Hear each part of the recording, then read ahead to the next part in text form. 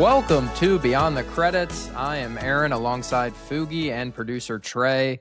And on today's show, we dive into Michael, the new Michael Jackson movie.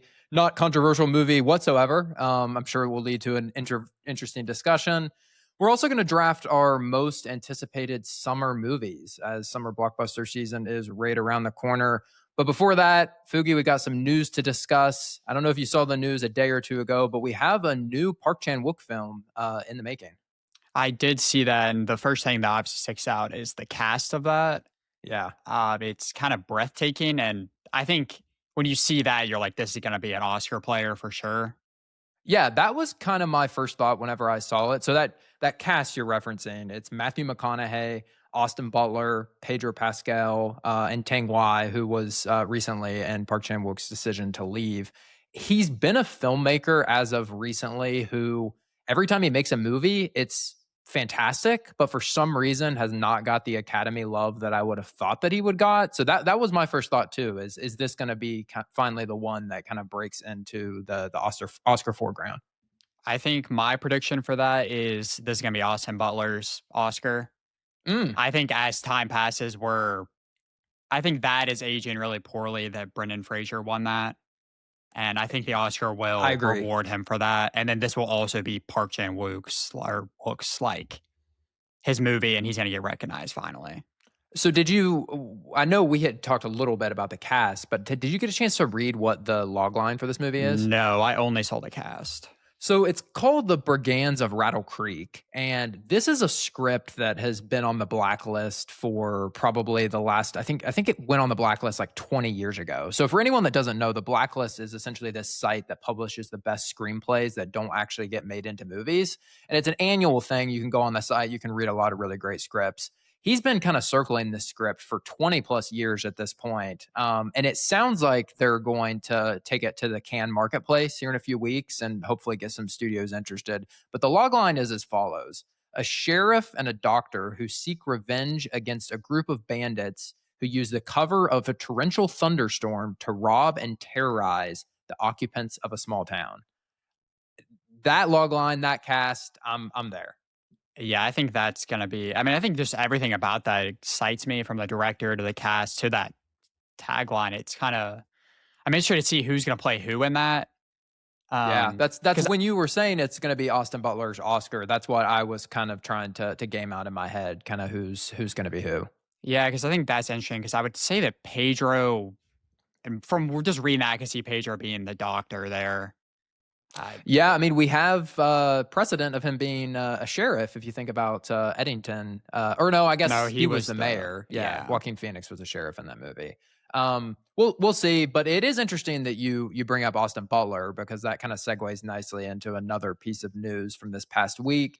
And this has been kind of long rumored for a really long time up to this point, but the news was that Joseph Kosinski's Miami Vice 85 finally got greenlit, and that's going to be starring Michael B. Jordan and Austin Butler.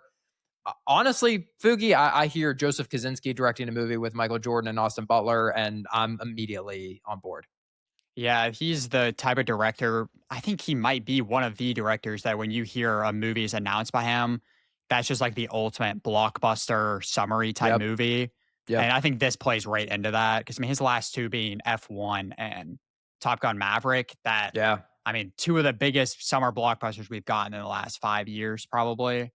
Yeah, so, yeah. And then Michael B. Jordan off an Oscar, you can't exactly. Can't yeah, Kosinski's kind of carving out a lane of, and I think you're kind of the same way, but they're not movies that I would typically find myself excited about. Like, I wouldn't say that a big summer spectacle blockbuster is my favorite genre of movie, but the craft and the dedication that he brings to each of those movies, a lot to be excited about there. And as you mentioned, Michael B. Jordan, it's going to be interesting to watch him kind of over these next couple of years to see what this kind of post Oscars run looks like for him.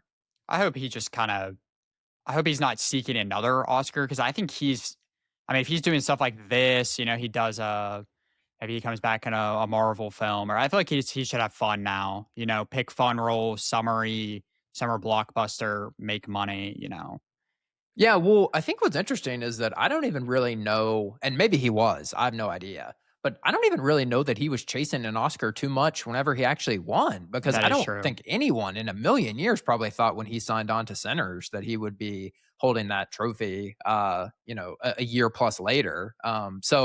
Hopefully, to your point, it doesn't derail too much. I know sometimes people will win an Oscar and then it sort of takes them down this weird rabbit hole. I was reminded by that recently with I was rewatching West Side Story, and Ariana DeBose famously won that Oscar, and then you look at her IMDb since then, and it's been a whole lot of whiffs from a project perspective. So wishing all the best for Michael B. Jordan. The final piece of news, and I'm guessing this one didn't cross your radar, Fugi, but if it did, that's great. Amazon is in talks to acquire a rom com titled Hello in Paris. And the film's going to star Javier Bardem and Kate Hudson. The only piece of information that came out of this is that it is described as being in the vein of Sleepless in Seattle, When Harry Met Sally, and You've Got Mail. And all I have to say to that is I am in the theater, I am seated, the employees are looking around and they're wondering why I'm even there, but I'm ready for this one. That when you I had heard nothing about this, so know nothing about that. That is an interesting cast. Yeah, Those I 2, was that's what that's that what was my first thought as well. I don't think that that's somebody those are 2 people that I would think to pair together in a movie like this. no, but the 3 movies I've only seen When Harry Met Sally out of those 3, but I've heard of those, and that seemed like the staple for rom-com, so if you're getting comparisons to that, I would assume it's pretty good, and Kate Hudson has been kinda killing it. I mean, Yeah. forever, I guess. I don't think she ever went through a But sort of having a comeback right now, yeah. with Song Song Blue last year. I know she's about to be or is already in season 2 of Running Point on Netflix. So sort of a resurgence for her. I'm not gonna lie, that description is kind of just feels like fish bait for anybody that likes rom com. So I'm a little skeptical about that, but we'll see what that is in store. Over the next couple years, and we'll stay tuned to that. Kind of really don't know how to pivot from that into talking about the new Michael Jackson movie, but that's what we're going to attempt to do now. So, Michael has been an interesting movie to just kind of chart the making of it over the past couple of years for anybody that is interested in that sort of thing. I think there'll be a huge set of the population that just goes out to this movie this weekend, watches it, kind of doesn't think anything about the behind the scenes, has a good time of it. But I do think it's interesting to think about that sort of as a segue into talking about the movie. So this is a movie directed by Antoine Fuqua. He obviously is known for directing Training Day and the Equalizer movies. And this is a film that has had a very plagued production process. So originally there was a whole third hour of this film that got cut. And a lot of that has to do with Michael Jackson's estate sort of being entangled in the movie making process. Things that they thought could be included actually couldn't be concluded because of some NDAs that were signed. So all of that sort of on the periphery as we're heading into watching Michael for the first time. Fugi, I'll start with you. I'm interested in 2 things. Not first, what was your thoughts on Michael? But secondly, what was your movie watching experience like watching the Michael movie? I'm gonna start with my movie watching because this was the first we're not in summer yet. We're gonna be drafting our summer blockbusters and most anticipated, but this feels like a summer blockbuster in a It way. Don't does a really know why it thousand came percent. out now. I guess they should have That's waited a it's a couple great weeks. it's a great question. But I show up to the theater 7 o'clock on a Saturday. Theater's insanely packed, which is great for cinema. But I think the thing that set me back a little bit is when you get a movie like this, you get the common audience in there. The common Yeah. audience does not care about movie etiquette. They don't care about other people. So I had a Mm. group behind me nonstop talk the entire 2 hours. Not one Oh, second they did wow. not talk. And it's like they weren't just having their own discussions. They were like answering the questions in the film. Oh. Like Michael's dad would say something like, "Why are you doing this?" And they're like, "Because I'm Michael Jackson." It's just like, and it was just wasn't needed. People were shushing them the entire movie. They didn't listen. So it's like these movies are so great for movie theaters as a whole, but it Yeah. does suck. Like sometimes I wish I could go see After the Hunt where there's nobody in that theater and I know I'm gonna have Quite a quite the pull there, bringing up After the well, Hunt. it's like that's a type of movie that like if you were to talk to a common person, they're not gonna have any clue what that movie is. Yeah. So there's obviously pros and cons, but then to the movie itself, I know nothing about Michael Jackson. I knew nothing about Michael Jackson. Like, Yeah. I've obviously heard his biggest stuff, but never was a fan. So obviously seeing these type of biopics, like I was the same way with Elvis. It's cool to see the story brought to the big screen, but this one, Yeah. it felt weird because I just really feel like we got nothing about Mm. his life, I guess. Yeah. It felt like the way I would describe it as I really liked the first 30 minutes, but I'm once he I'm grew right up, there with you. we were going through 6 different scenes where it was Michael with kids, Michael with a Mickey Mouse toy with animals, Michael performing his hit songs, and then Michael's dad screaming at him. And And it it felt was like we just just sort of a repeat of that for yeah, the so we final, like, hour and a yeah. half. Not to say I had a lot of fun with it. Like, I mean, I think Yeah. no one's gonna come out of that, "Oh, I hate Michael Jackson songs." Like, that wasn't the case. But as a movie itself, it felt weird. That's Yeah, really I think it leaves a lot to be desired in a lot of regards, and I love what you said about how you don't have a relationship with Michael Jackson in that way, and so there were some things that probably did feel like revelations, but the fact that you don't have this long history and even you can kind of pick up on like it just feels like they're not giving us too much. I, I'm kind of like in between that a little bit. Like obviously I'm aware of the persona. Obviously I've grown up listening to the music, love the music. I mean, how can you not love the music? And it, unequivocally should say that like when Thriller is playing or when Billie Jean is playing and you're in the theater and everyone's just kind of bumping their heads along, like it's a great time. I think that there are multiple moments that I would love to go back and watch from those moments themselves. But even me being someone that I definitely do not consider myself a Michael Jackson expert in any way, shape, or form, like everything that I surface level knew about it, it's like that was what the movie was about. And it just was not too interested in kind of poking holes or diving any deeper into anyone, whether it be him or the people around him at all. Like the Joseph Jackson character, so his father is played by Coleman Domingo, almost kind of feels like a cartoon character in some ways because and we know that like he was a truly evil person, but it's just so one note that you just almost kind of feel like you're getting hit over the top of the head with it. yeah, I obviously knew that this was 2 parts. I don't think a lot of people did know that. I don't think they did either. It's Yeah. kind of the same way with, like, Across the Spider-Verse. I think it hurts itself a little bit because I was expecting more from this movie. I'm gonna say this now, in 3 years, I don't know when this movie is coming out. When Jackson, is that what it's gonna be called? I don't even think it's dated. I don't know if it's I mean presumably it's going to make a ton of money and it will come out, but it remains to be seen when it will come out. But there's gonna be whenever this comes out, one half of this movie, no one will ever watch it again. Like, who's gonna sit Yeah. down and be like, "Oh, I wanna watch Jackson?" It's one of the I don't know which one it's gonna be. One of them is gonna play terribly on rewatch, and I have a feeling it's gonna be the second half, but Well, that's kind of what's interesting is that when they stop this movie, it's kind of right at the point when allegations sort of start hitting him and what you're saying with splitting it up, it almost kind of makes you think about what they did with the Wicked movie in some ways, where everyone obviously talks about how great Act One of Wicked is, and it ended on this note of defying gravity, and then Part Two came out, and it was exactly what we knew Part Two of the stage show was. I just don't know that even in the second one that they're going to be interested in going that deep because it sounds like the estate was incredibly involved in what could and couldn't be done. And this is reporting, so who knows what is true and what's not true, but there has been reporting done about kind of how toxic the set was for this movie to the point where apparently there were multiple scenes where Antoine Fuqua would actually be directing from a van because he couldn't be on set because the actual Jackson estate would come on set and they would have gripes with how stuff were being portrayed and it would just kind of turn into this sort of chaotic mess.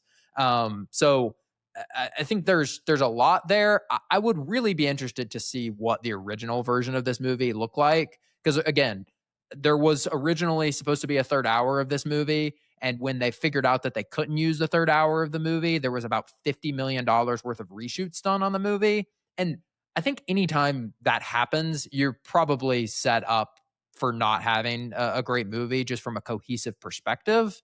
But even if it would have been there, like I don't think the parts that we had that would have been the same leading up to then, I don't know that it's enough to necessarily make me walk away and feel like it was a great movie. Is it an entertaining movie? 1,000%.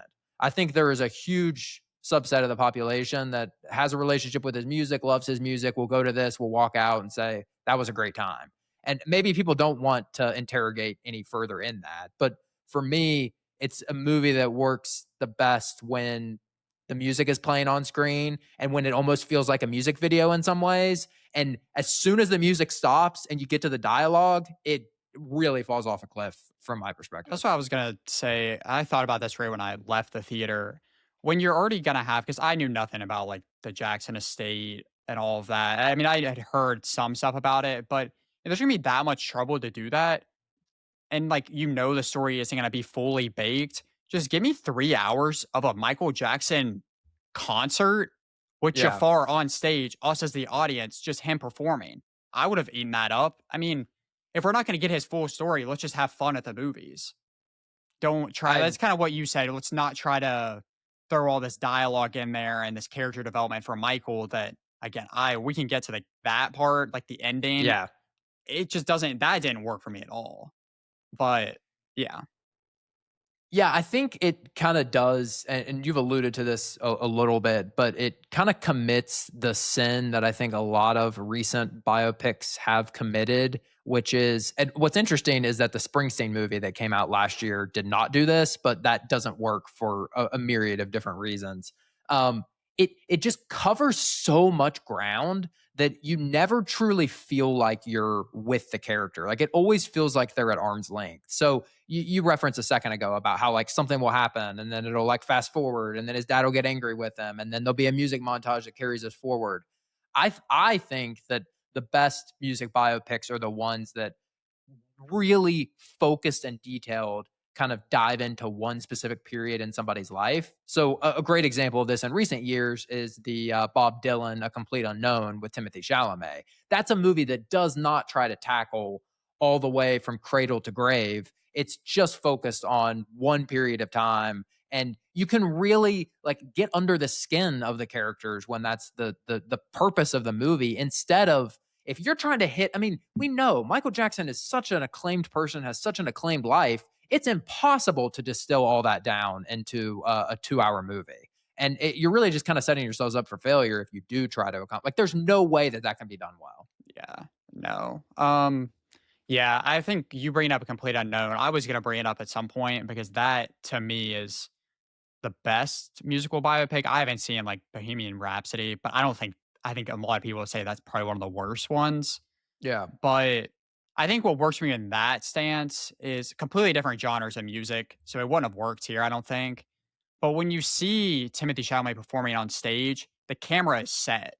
It's kind of just there and we're watching him. And I think that Yep. shows more of a talent from like the acting. Because in this movie, I mean, that camera is flying. We are throwing 50 different camera angles. And it's like, it kind of doesn't even feel like we're at a concert. I think as that, you should put the camera behind them and we should be watching it from an audience standpoint, not from Yeah. some weird side angle or stuff like that. So that's where I'm giving credit to Complete Unknown. Yeah. That, and I don't know why this was one of the clips that they released from the movie before it came out, but that Billie Jean sequence at the Motown when he does his sort of moonwalk for the first time, the editing in that is enough to like kill a small Victorian child. I mean, the way that it cuts, it feels like every like half a second, and the camp, like you said, it's flying around, like it's not staying static one bit.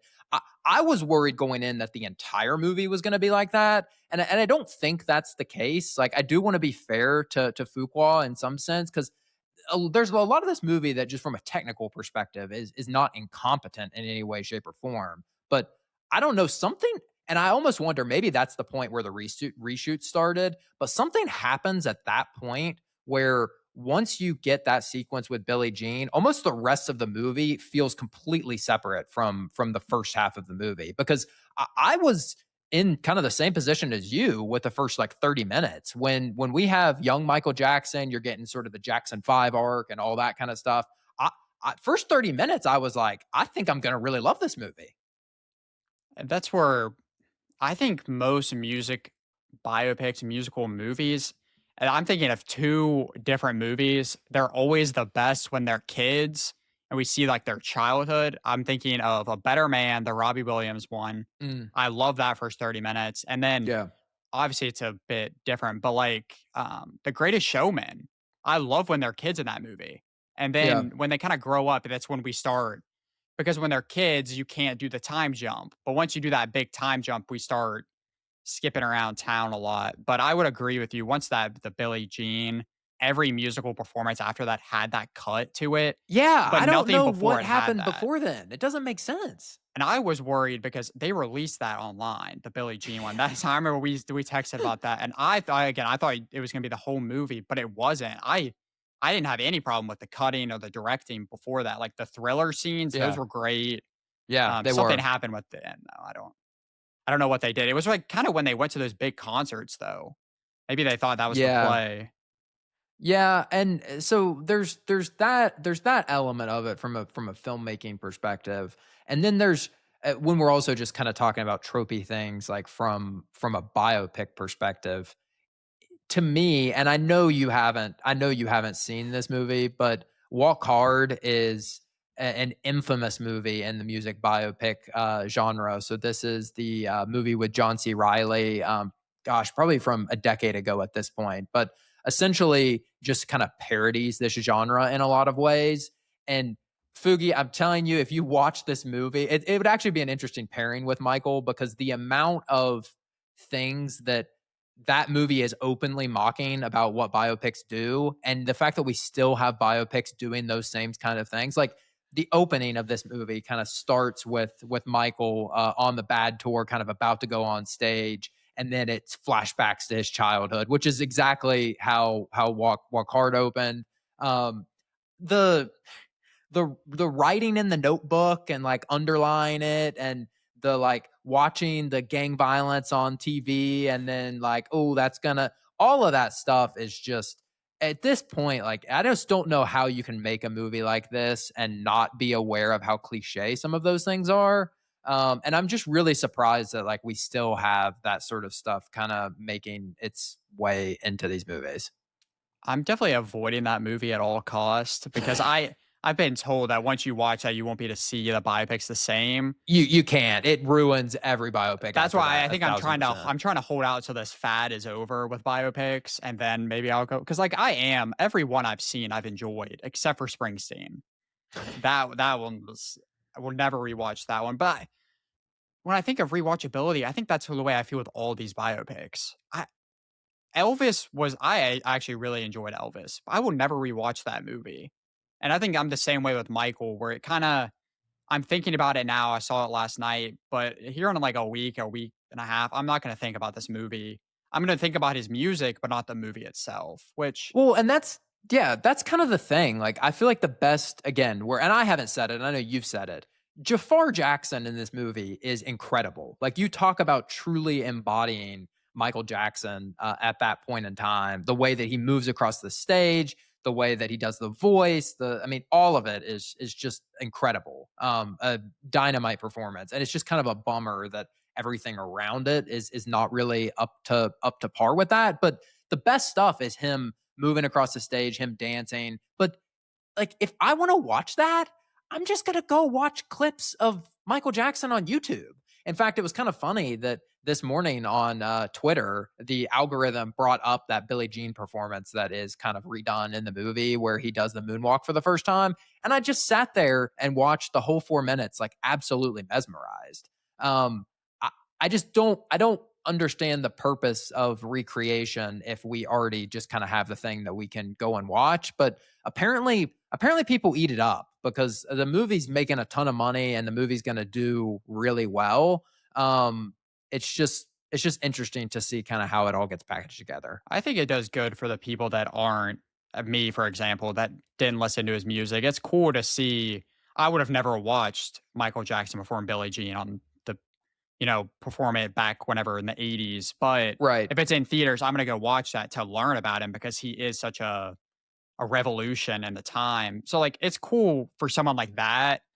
But if I grew up loving him and like was a absolute fan of him, it would feel kind of like this is kind of a disservice to him in a way because it feels half baked in a way. The story Yeah. itself, not the musical stuff. Musical stuff is amazing, but it kind of goes back to like video game adaptations. Like as fans, you deserve more, I think. You Yeah. deserve but it sounds like the Jackson estate made that kind of hard to give the fans what they Yeah, it wanted. it kind of feels like you can just kind of feel their thumbprints throughout this entire movie. One of the things that I think you kind of touched on a little bit earlier, but I want to dive into a little bit where this movie ends. So it ends with Bad coming out and him on the Bad tour. I think it's in London, maybe is that concert that it ends at. Um, we know that the allegations are not going to be addressed or talked about really at all in this movie, just from where it ends. Like all of that stuff kind of happens after that. But to me, it just felt appalling the way that the film is constantly just trying to paint Michael Jackson as this like angel that fell from heaven.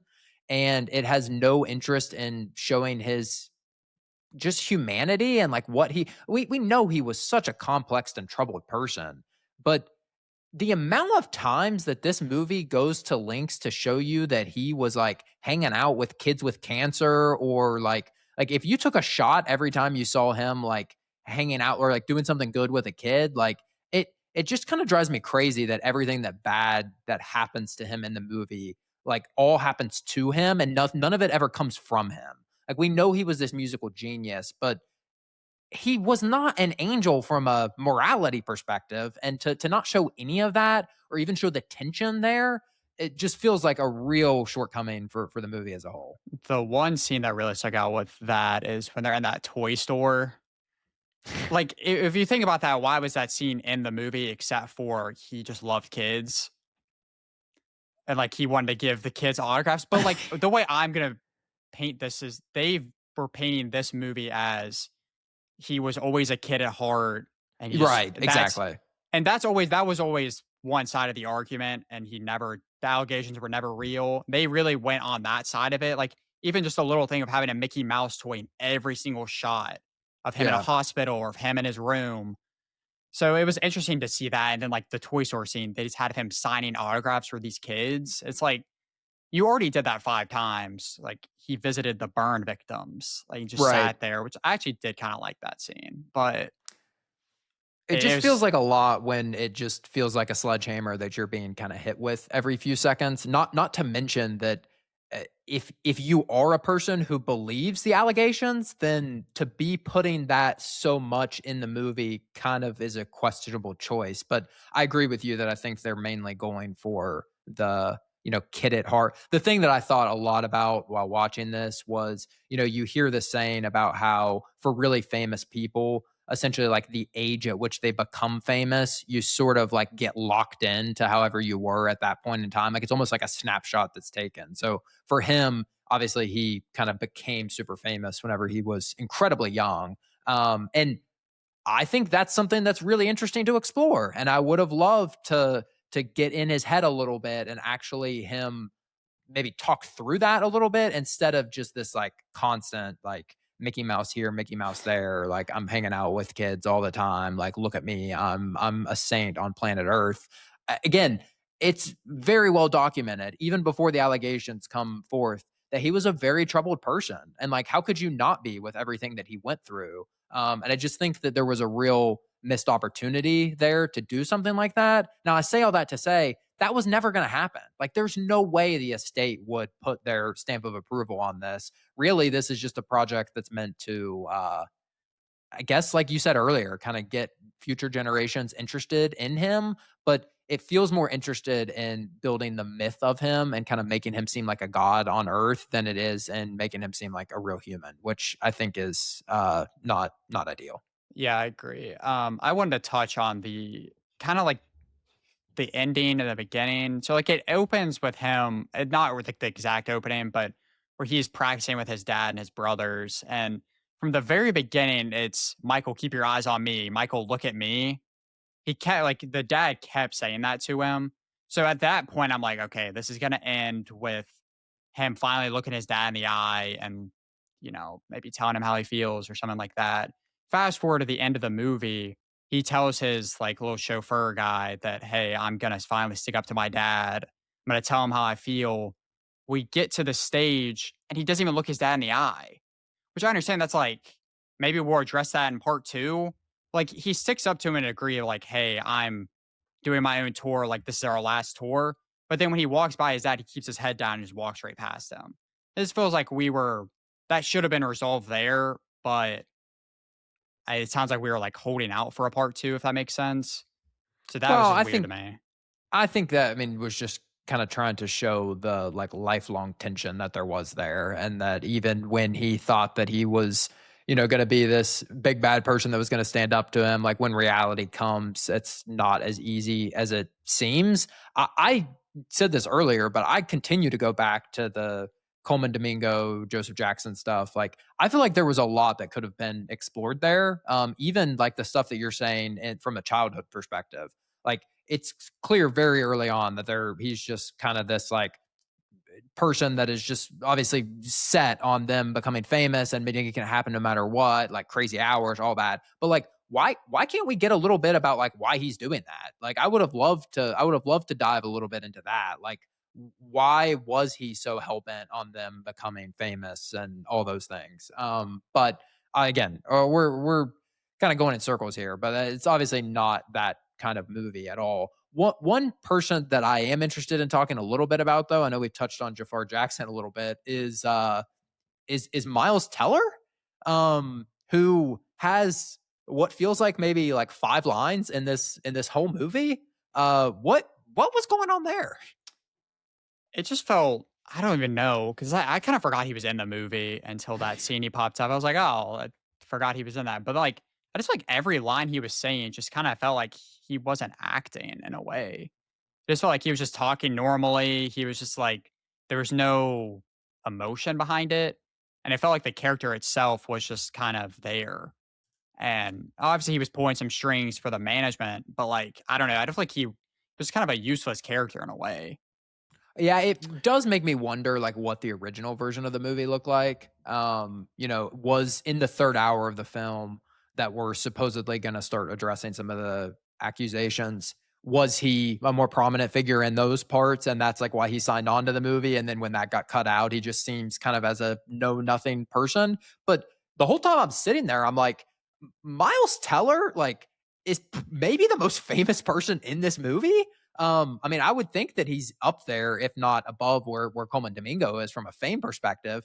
And so to have him just kind of as this like random person that only pops in like a couple times throughout the movie in the god awful like wig hairpiece thing he's got going on, which just seemed like an interesting choice to me. Yeah, that's one thing that I was going to point out is that I think he probably definitely had a bigger role in this missing third hour of the movie where the legal issues start to come up, and he's probably involved in that.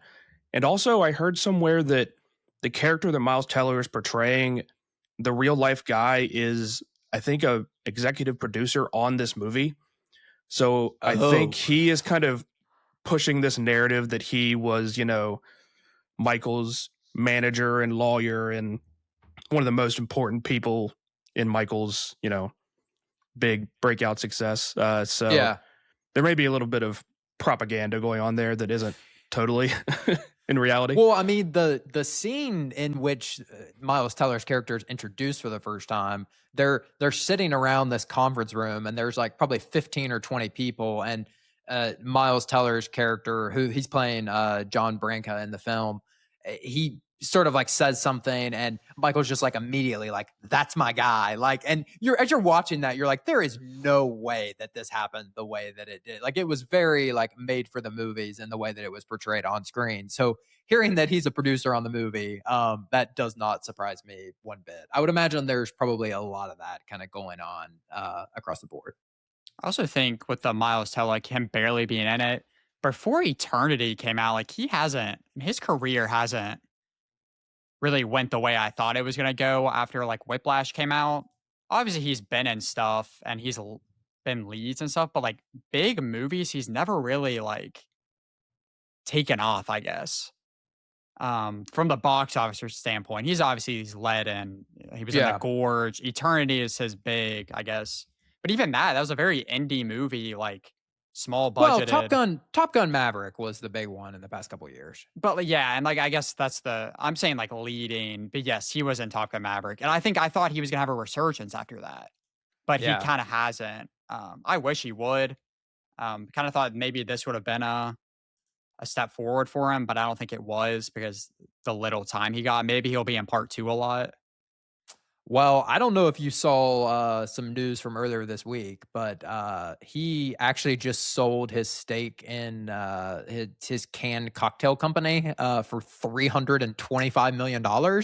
So he said that he's not retiring from acting, but I think that's pretty clear that like he's probably not going to be in like he's not going to need to do any projects for money. Let's put it that way going forward. Which I've seen. I've seen TikToks about his life. He looks like he's living the life right now.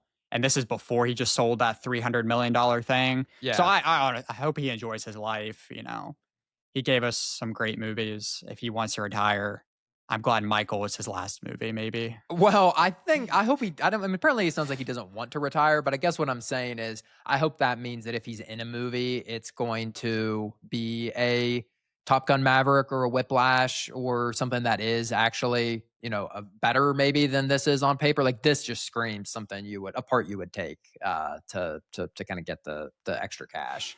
All right, we've talked about it a little bit, but do you think that there is going to be a second movie for this, Foogie? I mean, it's set on the big screen. Michael, his story continues. It was quite the way to end the film, if I'm being honest. I was seeing on Twitter before it was like Michael Jackson will return, like kind of like the MCU. I thought that was real, but I mean, technically it was in a way. But I mean, I think it has to. It made like 230 million already. Yeah, it's gonna make a lot of. I mean, I think it's probably pretty clearly on the path to making $1 billion Yeah. Total. There's no way it doesn't. And it has, if it comes out, it has to be called Jackson, right? I don't know what else they could name it that would. If you're going to name the first one Michael, you're kind of in a bad spot now where you have to name the second one Jackson, I think. But I don't think that's a good title at all. I think maybe that I'm wrong, but I thought there was already an IMDb page for the sequel. It's called Jackson. I don't know how official that makes it. Oh, is it? I thought I saw something like that online where maybe the title's already been like, soft announced. But maybe that's an unofficial thing. So if you're gonna call the first one Michael, I think the second one has to be called Jackson. So I guess just in closing kind of on Michael, we've obviously talked a lot about some of the negative things that we don't like. But I think it's still worth stating that it's still a really fun movie experience. Fugi, who's the kind of person that you would say like should go out and see this movie if they haven't already? I really don't know if there's a genre of people that wouldn't have somewhat fun in the theater, unless you're very anti Michael Jackson, which there probably are a lot of people that are.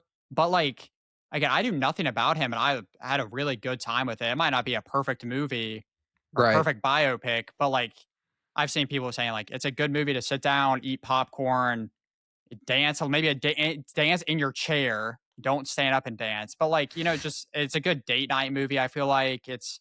Yeah. I mean, other than like him getting beat in certain points, it's very accessible for kids as well. I mean, is it PG-13?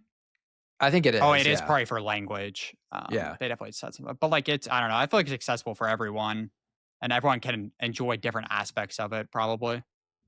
You saying get up and dance, but do it in your seat is reminding me that I need to recount what my experience seeing this movie was like. I know I was giving you all the play by play as it was happening, but I saw and I guess this is just a one off thing. I'm assuming they're not doing this at every screening, but I saw an early access screening on Wednesday night, and it was in the IMAX theater, pretty full theater, and movie's supposed to start at 7 o'clock. Around 7:03, 7:05, all the lights come on in the theater, and everyone's kind of looking around, and they're like, "What's going on here?"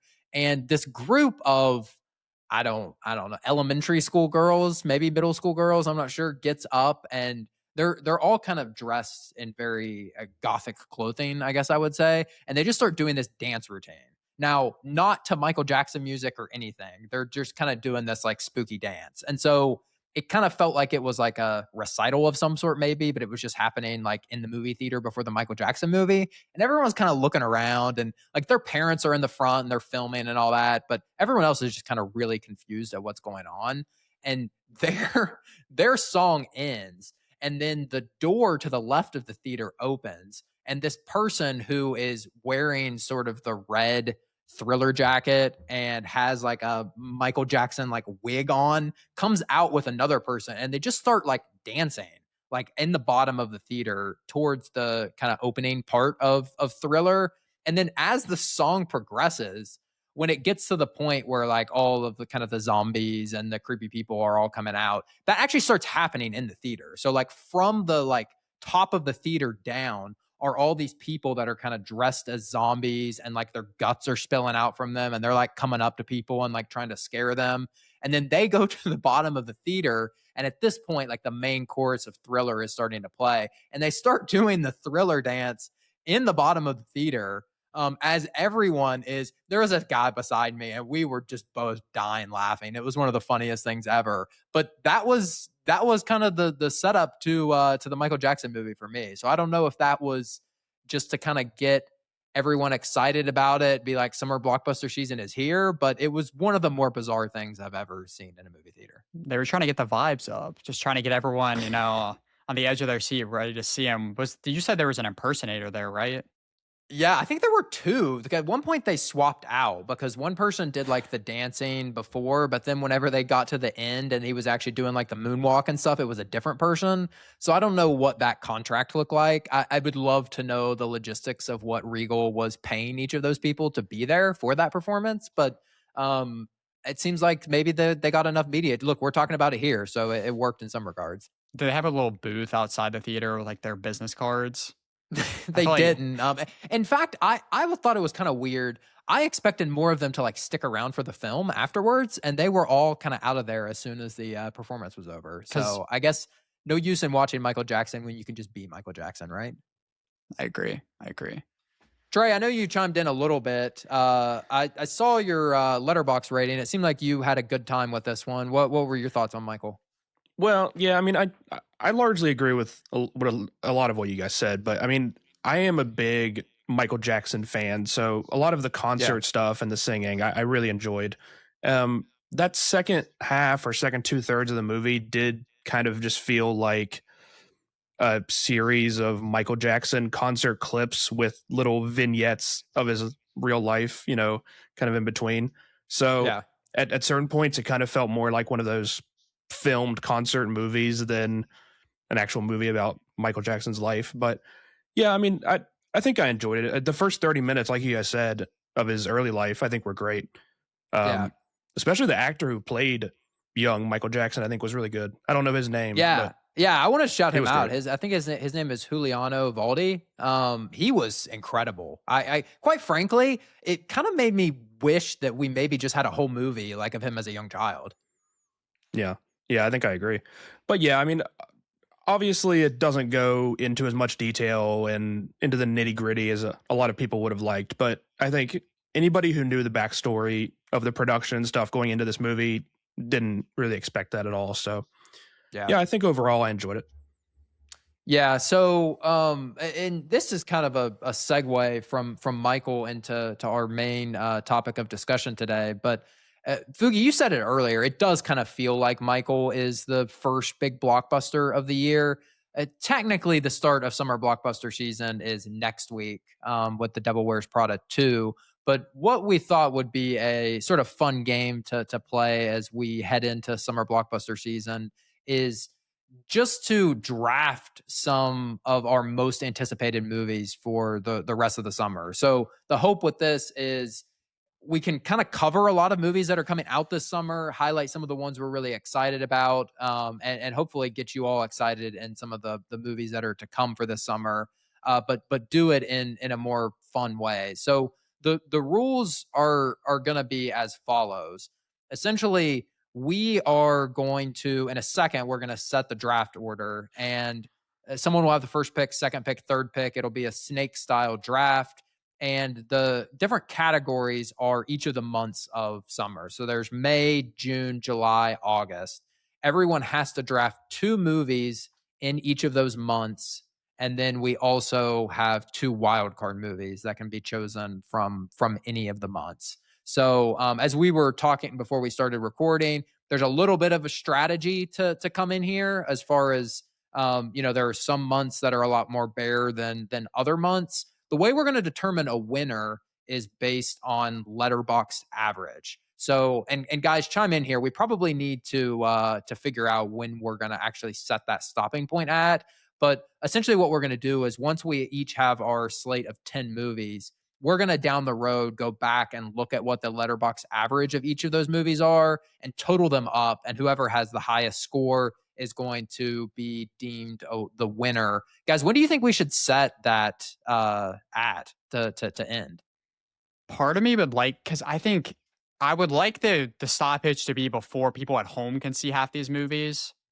Because obviously letterbox graphs vary whenever they go on demand and stuff, but that's kind of Yeah. hard. I was thinking like beginning of October, Yeah, maybe September, because October, that somewhere gives in there. enough room for the August movies to play through theater. I guess probably whenever the August movies get pulled. I think that's probably a Yeah, good stop in. which will probably be for most of those will probably be at some point in September, Yeah. presumably. So we'll do that, and then we haven't discussed this, but what what do we want to do for whoever is the winner? One idea that I know we've floated a little bit in the past on the podcast is whoever wins gets to force the other two to watch a movie and then talk about it on the podcast that they maybe otherwise would never have seen. Which, Trey, I know you're smiling because this may be a way for us to finally see Triangle. This might be the way, yeah. I thought it was going to take longer than this to force you guys to watch Triangle, but maybe it's a few months away. Anyone have a better idea for what the winner gets? I feel like that's probably the best. We gotta I think get I some like that. we gotta get some stakes up in here. So Yeah. all right, so we'll do that for the winner. We'll deem some point in September, October. We'll do a follow up, and of course, everyone at home can kind of track along as these movies come out throughout the summer. But before we get into it, before we set the draft order, just curious in general, Fugi, what do you think about summer blockbuster season? Like, there's obviously fall festival season, there's spring movies, there's summer movies. Is this one of your favorite times of the year from a movie perspective? What do you think about summer blockbusters? I think it's the second best behind Fall Festival. I think, well, if we didn't go to, I mean, we go to festivals. If we weren't going to go to festivals, I'd say this is clearly the best. Yeah. But for someone that goes to film festivals, I think this is a close second though, because especially this year, there's a lot of good movies coming out. There are, yeah. It was kind of a fun exercise to go through and kind of build out the draft board of things that I think each of us are interested in trying to get on our roster of films here. And I don't know, it just kind of has when it's a good mix of exciting, kind of promising projects with big blockbuster stuff like you typically get in a summer. That man, I just feel like even when you look at some of the heavy hitters like Odyssey, Disclosure Day, Toy Story 5. It feels like most summers you get maybe one of those movies, and the fact that we have 3 of them, and even more when you count like Mandalorian and Grogu. You know, I mean, we have a new Star Wars movie coming here in a couple of weeks. A lot to be excited about. Yeah, I'm excited to draft. I'm excited to see if Mandalorian and Grogu gets drafted. Yeah, I'll be interested to see that as well. I don't know how high that will be up on anyone's board. It'll be interesting to see where the Letterboxd average mixes on that. Which reminds me, and Fugi, I don't even think I had the chance to tell you this, but I got a email that, and I signed up for it. I don't know if I'm going to go or not, but on May the 4th, IMAX is doing a thing where they are, I guess they're giving out like merch and stuff for the movie, and they're showing the first 25 minutes of The Mandalorian and Grogu on the IMAX screen. Now, the wording is a little fishy where it says you will see more than 25 minutes of never before seen footage. So I'm wondering if that means that they're really going to show the film or not. Because if I show up to this thing and I'm only seeing 25 minutes, it's going to be kind of a bummer. But I thought that was pretty interesting. I'm gonna say to stay away from that, because if they do show you, if they show you 25 minutes, this is what's gonna happen. You're gonna see the 25 minutes, and then you're gonna walk out and like that was garbage, and you're not gonna want to see the movie. Like it can actually turn you off from that.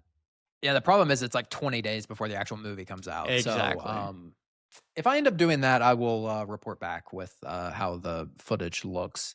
But I would have just thought for May the 4th, they could do something a little better than that. You would think they would release the movie then. Yeah, that's a good point. Well, I think it's not close enough to that like Memorial Day window where they love to, kids are out of school, all that kind of stuff. Trey, you wanna set the draft order? Yeah, so let me share my screen here. We're gonna spin this wheel to see who gets the first pick, I think, is what we decided. Whoever wins this spin. Just let's set the scene here. Like, this is pretty big stake because as we've talked about, there's a pretty clear cut number one pick of this draft. So yeah, I think there is in my mind. So all right, let's see what happens here. We'll give a play-by-play for those of you who are listening. All right. I think it's gonna be me. It is gonna be you. No, no, no. Oh, Aaron with the first pick. Oh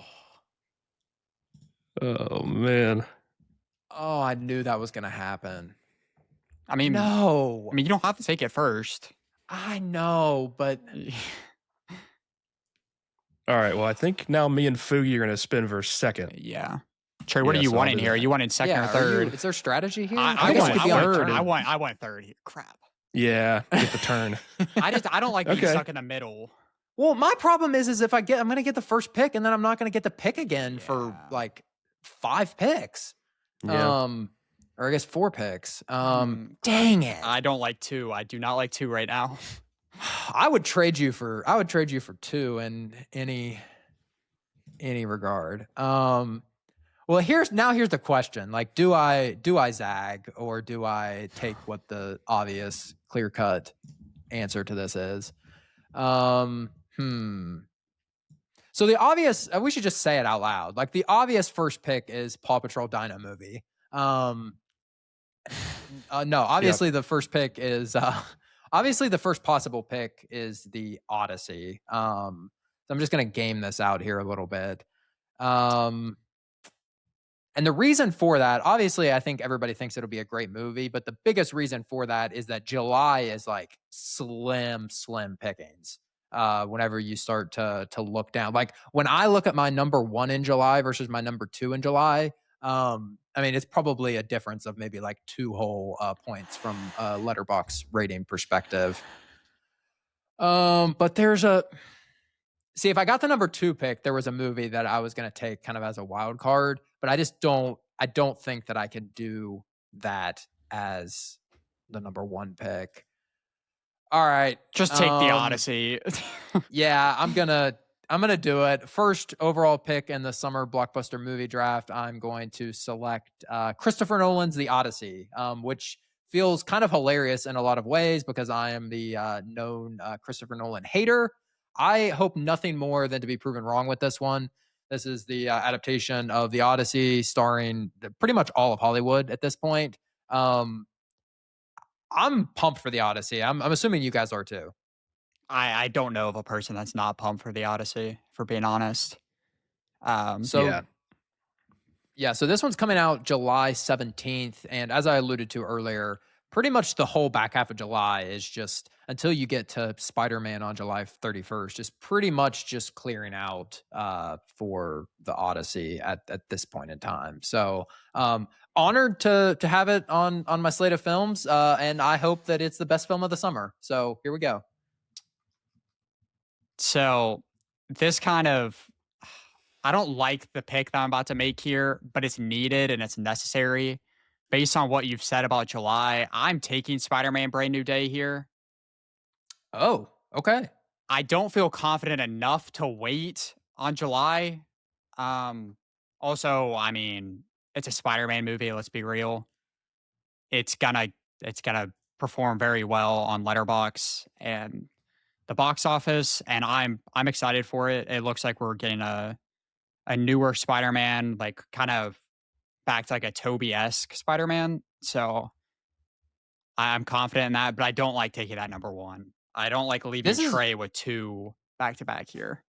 This is a new. Honestly, I think this is setting up kind of right for what Trey wanted. If I'm being honest, if I'm Trey, I'm like licking my chops right now at number 3 and 4.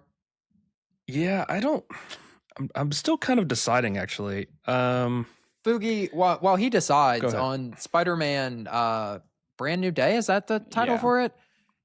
We're getting a new director, right? This isn't John Watts. Yes, it's the director that did Shang-Chi. Oh, okay. So very good at directing action scenes and like fist-to-fist combat, which is exactly what Spider-Man does. So also the director of The Shack from 2017. Shout out to all the real ones who have read that book. Yeah, he hasn't directed a movie in 5 years. Wow. That's kind of surprising. Yeah. It's gonna be interesting. Trey, you got your plot-wise, Tom Holland doesn't remember anyone, right? From where we left off from the last movie? No, he remembers everyone. Oh, but no one else remembers him. No one knows he's Spider-Man or any of that. I got to be honest, before Trey picks, I did not have Spider-Man on my board at all. So, no, me either. That sucks. That was an interesting second choice. It would have been like an emergency option if you guys really screwed me, but no, it wasn't on my board, I don't think. So. I'm fine with that. I'll take a free 4.0 on Letterboxd. All right. I think I've decided for the third pick, I am gonna go for June. No, I'm gonna take The Invite. I'm doing it.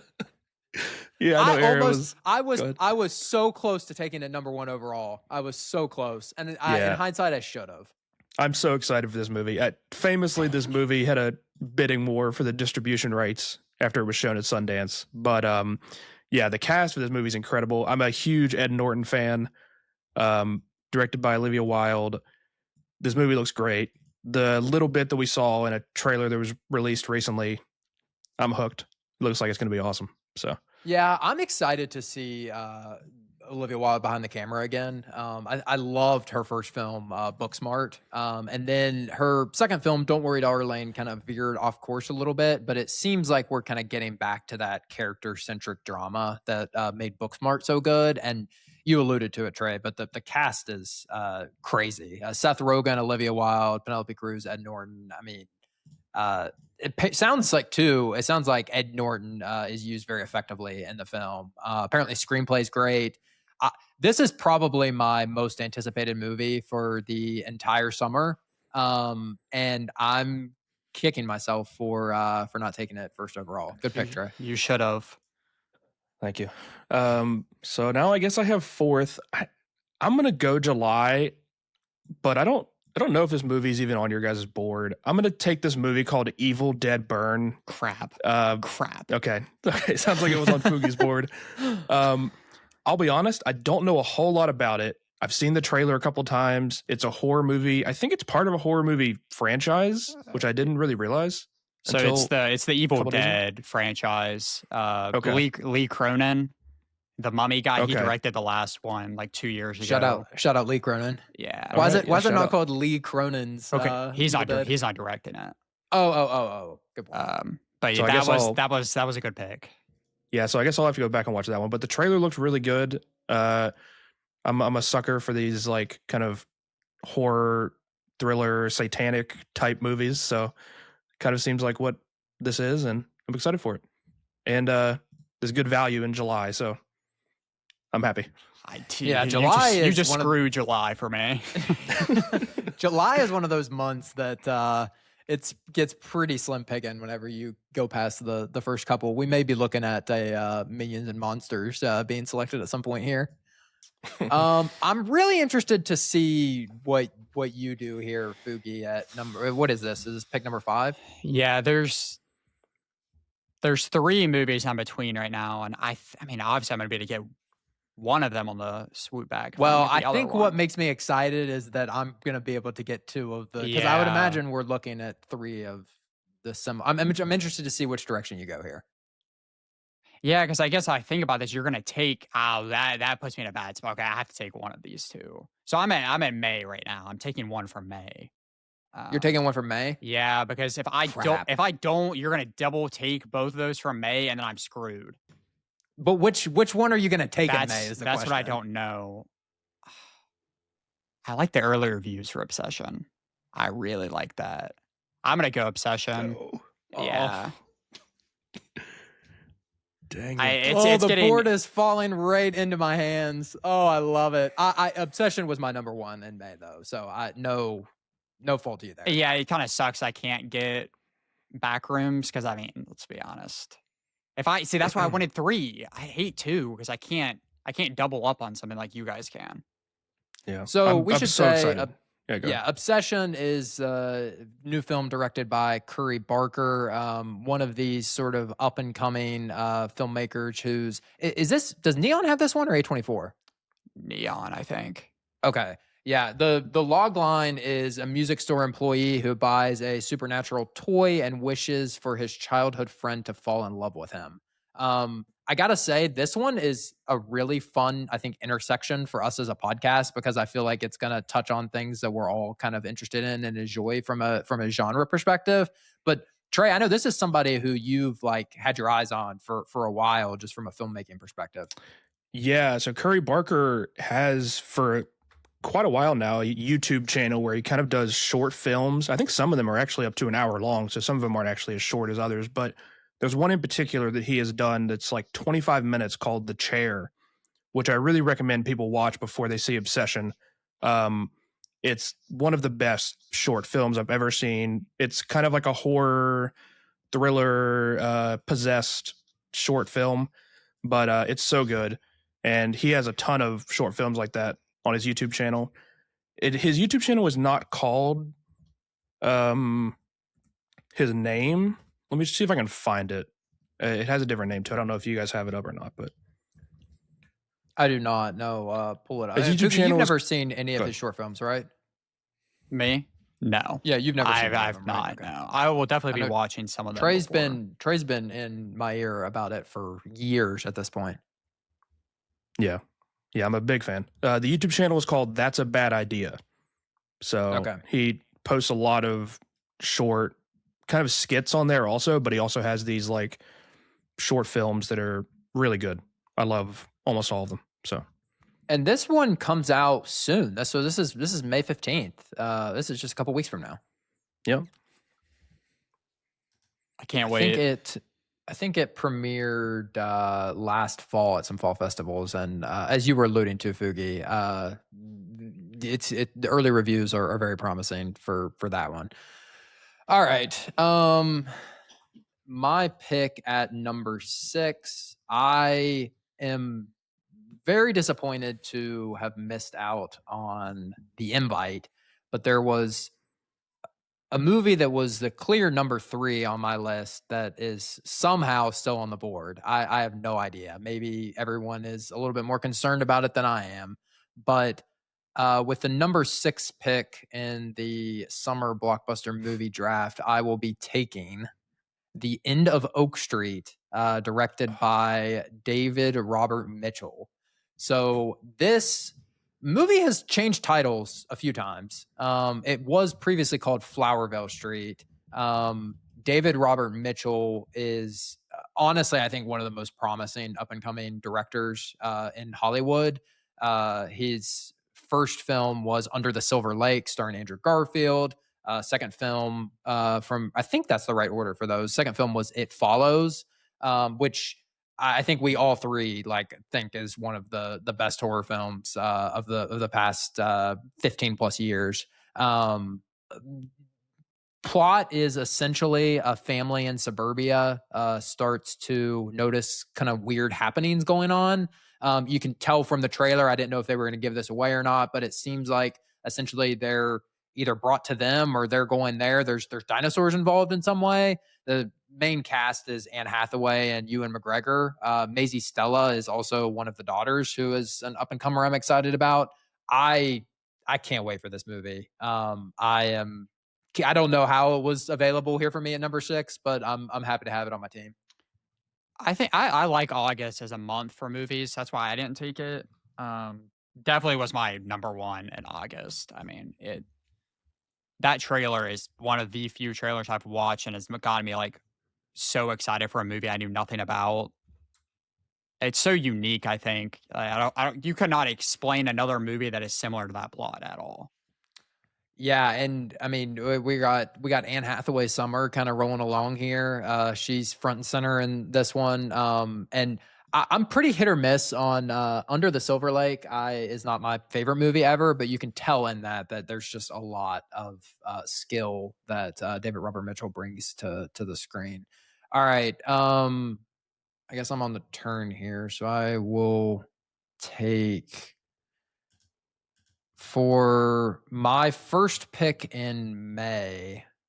I will be choosing. Well, let me make sure there's nothing else I want. I don't think there's another obvious answer here. I don't love that June may be pretty slim pickings for me, but all right. I'm gonna take Backrooms in May, directed by Kane Parsons. This is the youngest person ever to direct an A24 film. It's kind of similar to what Trey was alluding to earlier with Curry Barker, but Kane Parsons is a YouTuber and sort of has this series of YouTube videos called Backrooms that is now being turned into a feature film. This one is coming out at the end of May, I believe. What's the release? May 29th. This one, May 29th. Sure. Okay, so it's a week after Mandalorian and Grogu, I guess. Okay, so the premise is essentially just a therapist ventures into an otherworldly dimension in search of her missing patient. Guys, I don't know if you saw the news from earlier this week, but apparently to make this movie, they built a set that was 30,000 feet of actual like backroom, I guess set you would call it, and it was so big and so expansive that people were actually getting lost on set. And when I heard that, my excitement like went through the roof with even more excitement than I had previously. I hadn't heard that. It's kind of crazy and scary, but that it's going to be such a good movie. I do think though that, and this is why I understand why you took Obsession above this, Fugi. I do think there's a chance that this movie could not hit like at all. The unknown of what Kane Parsons is going to do, bringing this to the big screen. Never directed a feature length film before. There's a lot to kind of question about this one. I think the reason that I'm going the other way though is Renata Reinsva is the star of this film, and she does not sign on to bad projects. So I can't wait to see that, and happy to, man. The Odyssey, End of Oak Street, and Backrooms, first 3 picks. I could not have drawn that up too much better. Yeah, I don't love that you have all 3 of those, but we'll be okay. So I need clarification of a movie it's actually coming out, because I looked it up and it says it's coming out August 19th. Is Fjord? Is this coming out in August or not? That's not. Because when you look it up online, it says August 19th, but it also has in parentheses France. I don't think that's okay. U.S. If I'm fine not taking it, if nobody else was thinking about taking that would have been my number one for the entire. I would have taken that number one overall. That's if fine. That were going to be. That's fine. On that, Fjord is my most anticipated movie for the rest of the year. Yeah, I've never heard of it, but now I'm interested. So, well, okay, now it does suck that I didn't get the End of Oak Street, because now August is a little worse, but I don't know how I can't take it here. I'm taking Disclosure Day. I'm trusting Steven Spielberg. It's Good a pick. very ambitious movie, sci-fi Steven Spielberg, Emily Blunt, Josh O'Connor. Like Yeah. it's set up for success. He's off The Fablemans, which performed very well. I loved it. I would have taken it probably earlier, but June is a really good month for movies. If we're going by most anticipated, this is definitely top 3 for me. I think getting that this late is really good value. Yeah, I agree. And also, I saw the thing where he has not shown anything from Act 3 in the trailers, which if you're doing that in any movie, then you have something in the third act that you're really excited for people to see. Yeah, I was pretty mixed on some of the footage that came out, but whenever I heard, because it just felt like so much of what you were seeing was like climactic moments, and you're like, I don't want to see that in a trailer. But I agree. Whenever I heard that, are we worried about Disclosure Day at all? Like, is there a I'm chance not. that it could not hit? Or I am a little worried. I think you guys really liked the trailer. Something about the trailer didn't really like pull me in fully. I mean, I'm definitely going to see it, so we'll see, I guess. But I don't know, the vibe of it. I don't know if I fully gelled with, but we'll see. I guess, I mean, how many Steven Spielberg movies have like been bad? Yeah, you're right. He definitely has some that are just not as good as others, but especially late period Spielberg. I mean, he's been kind of on a heater these. he has not like lost the his past sauce at all. Yeah, I like that. I like that pick. All right, now we got Trey on the turn. So Trey, Yeah. remind everyone at this point, you only have 2 films so far, right? Yeah, so I have The Invite for June, and then I have Evil Dead Burn for July. Okay, so you've got and boy, Bear I feel like May and August. I feel like I'm getting squeezed from all sides here, to be honest. I feel like I need 4 picks to get everything I want. Oh boy. This could get ugly for me. All right. Paw Patrol is still out there, Trey. Paw Patrol Dino movie.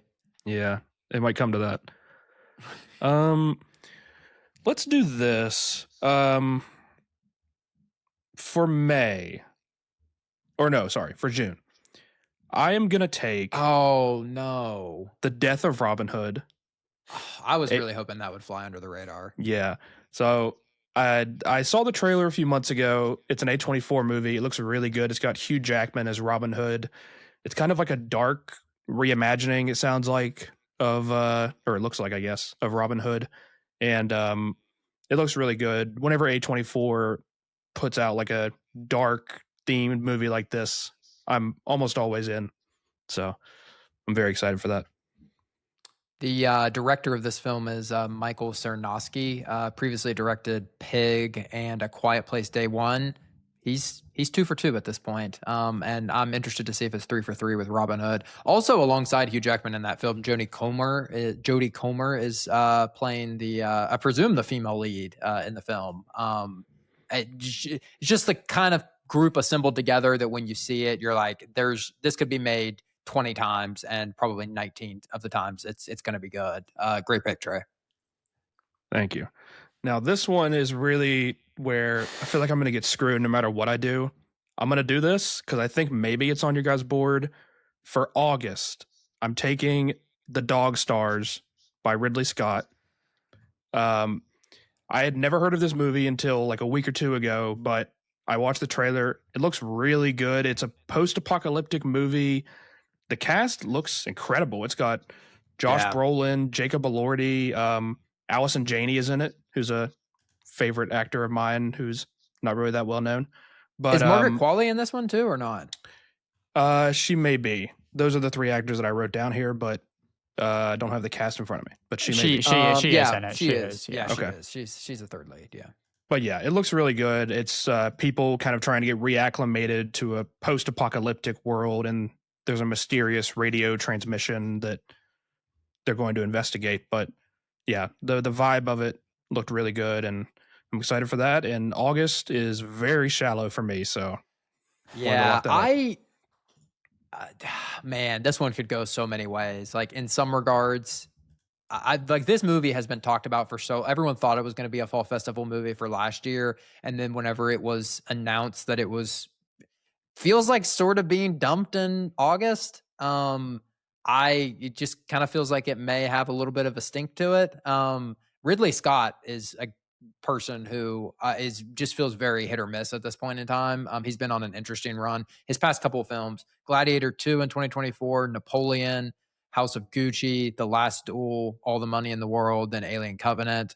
So some hit, some miss in there. I'm through the roof excited for it, like you are, Trey. I'm interested to see where it lands, though. When's the release date on this one? It's in August, obviously. I don't It's have not the. August 28th, is it? I gotta look it up. Release date August 28th. Yes. Oh, that's an interesting choice for a release date. So for those who don't follow this stuff and hopefully you don't follow this stuff as closely as I do. That's the release date that is overlapping with the start of the Venice Film Festival. So notoriously, movies that you don't want critics to see, you put in that release date. So hopefully that does not bode negatively for. I'm trying to think of what the movie that came out last year in that slot was, but it was something that would make you laugh. Let's hope that's not the case for the Dog Stars. Good pick, Trey. What have you picked, Trey? What months are you done? Are you done with any months? I have both of my June picks. Okay, Aaron. And what have you done? Okay. That's fine. Have you picked a June movie yet? I don't have anything in June. No. Okay, don't like. I'm that. keeping a spreadsheet of everybody's picks. Okay. I have nothing in August, which that has kind of screwed me at this point. But at this point, I think I just have to let it ride. I'm gonna take Toy Story 5. Oh, before you take that, I looked up last year. Last year, the movies that released that day were Caught Stealing and The Toxic Avenger. Okay, yep. That tells you what you need to know about that. Okay, you're taking Toy Story 5? I'm taking Toy Story 5. I think it's going to have a massive bounce back. 4 kind of got crapped on because they should have ended it with 3. I think everyone's past that at this point. You kind of already should have stopped, and this is kind of set up for. The trailer looks great. Like, I can't lie. And if they do certain things that I think they could do with the end of this movie, this could be a Letterboxd gem. Yeah, this one's gonna play well on Letterboxd. I'm watching myself get squeezed from June. I'm down to 2 movies on my board for June. Well, you have to take those 2, right? Well, yeah, I'm just saying if it gets past then, I don't really know what I'm gonna do. iPad gonna be the villain in Toy Story 5, which I think is genius. I don't know how they haven't done that up to this point. Show me the movie. That's what I say. I'm saying if they end the movie with if Bonnie giving the toys back to Andy because he has kids and kind of that faith that it's all in the parents, like not allowing, like if he's gonna give them back the toys to his kid, that's a 4.0 on Letterboxd for sure. But if Andy's not in it, I'm kind of banking on Andy being in this movie. I don't know if he will be though, but yeah, that's my pick. I hate being in the middle of both of you here. It actually sucks. Yeah, the middle is not fun. I am in an interesting spot here. So I feel like we can probably clearly say at this point that like most of the heavy hitters are off the board at this point. Yeah. This is where I think things start to get really interesting. All right, I've got two picks here. What day does Toy Story come out for you? It's in June, right? Yeah, I do not know the date. It's like June 5th, maybe. I know it's relatively soon. It's definitely June. June 19th. June 19th. Okay, so you got Disclosure Day and that in back-to-back weeks. So can I pick wild cards at any point? Or do they have to be picked at the end once everything else is already filled? I think you can pick them whenever. Okay. Yeah, you can pick them whenever. So don't be holding out on your June. That's all I'm saying. Oh, I'm not. No, I mean, I'm picking what I'm picking what I want. Well, I'm not, like if I were you in this scenario, I'd be like, oh, they've already picked their June movies. I'm just gonna chill no, I'm not. because I will take another I June. I'm between three that I'm just gonna have to. I'm gonna have to gauge. I doubt that all three. I doubt that any of these are really on your all's radar too much, and you're probably gonna be surprised whenever I pick what I pick. But I feel like I've got to get on the board with June. I don't have anything there at the moment. So I am going to take. I'm going to take Carolina, Caroline. That is the the reaction on Fugi's face tells me that was not on his board. That I never saw that movie on any list. Don't even know what that is. All right, now I feel pretty stupid picking that where I did. This is the new. Oh, sorry. Yes, this is a new film. I think it's June 5th is the release date. This is a new film from Adam Carter Reimer. And Fugi, the last film that he directed was Snack Shack. So this is his follow up to Snack Shack, a movie that Fugi and I both loved from a few years ago. The logline is as follows: a woman, since no one knows about this, I'm going to educate everybody what's going on here. A woman skips her small town alongside a charismatic con man on the run from the law. The duo leave a wave of crime and passion behind them as they hustle their way through the Southeast. So it sort of sounds like a Bonnie and Clyde sort of situation, but the cast is what has me excited. It's Kyle Gallner. He was seen a few years ago in Strange Darling, and then Samara Weaving, who is kind of slowly making a name for herself throughout Hollywood. No idea what to expect from this one, but given the stars attached, given the release date, given the director behind it, happy to have it on the team. Even if no one else was interested in this one, I'll happily take it. Yeah, I never even knew that was a movie, so I'm glad you picked that so I can learn about it. I'm scared to know where you're going here, though. I don't. I mean, honestly, I feel like at this point I'm pretty off the beaten path of what. Okay, I've got two more that I really want on my team, and I don't think one is going to be on your all's radar, but the other one, there's a chance that Fugi could be interested in it. What genre is it? Because I'll tell you if it's on my not the movie. Genre. I guess horror is probably the right genre. It's on my radar then. So you should probably take it. I don't know if you're just messing with me or not, but I don't think that this other movie is going to be on your radar at all. All right, I'm going to take with my second film in August.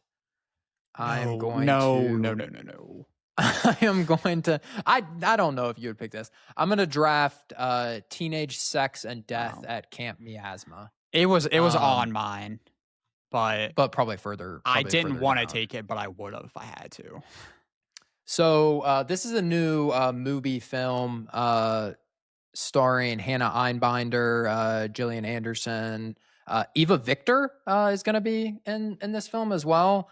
It's the new film from Jane Schoenbrunn. A few years ago, they absolutely blew me away with I Saw the TV Glow.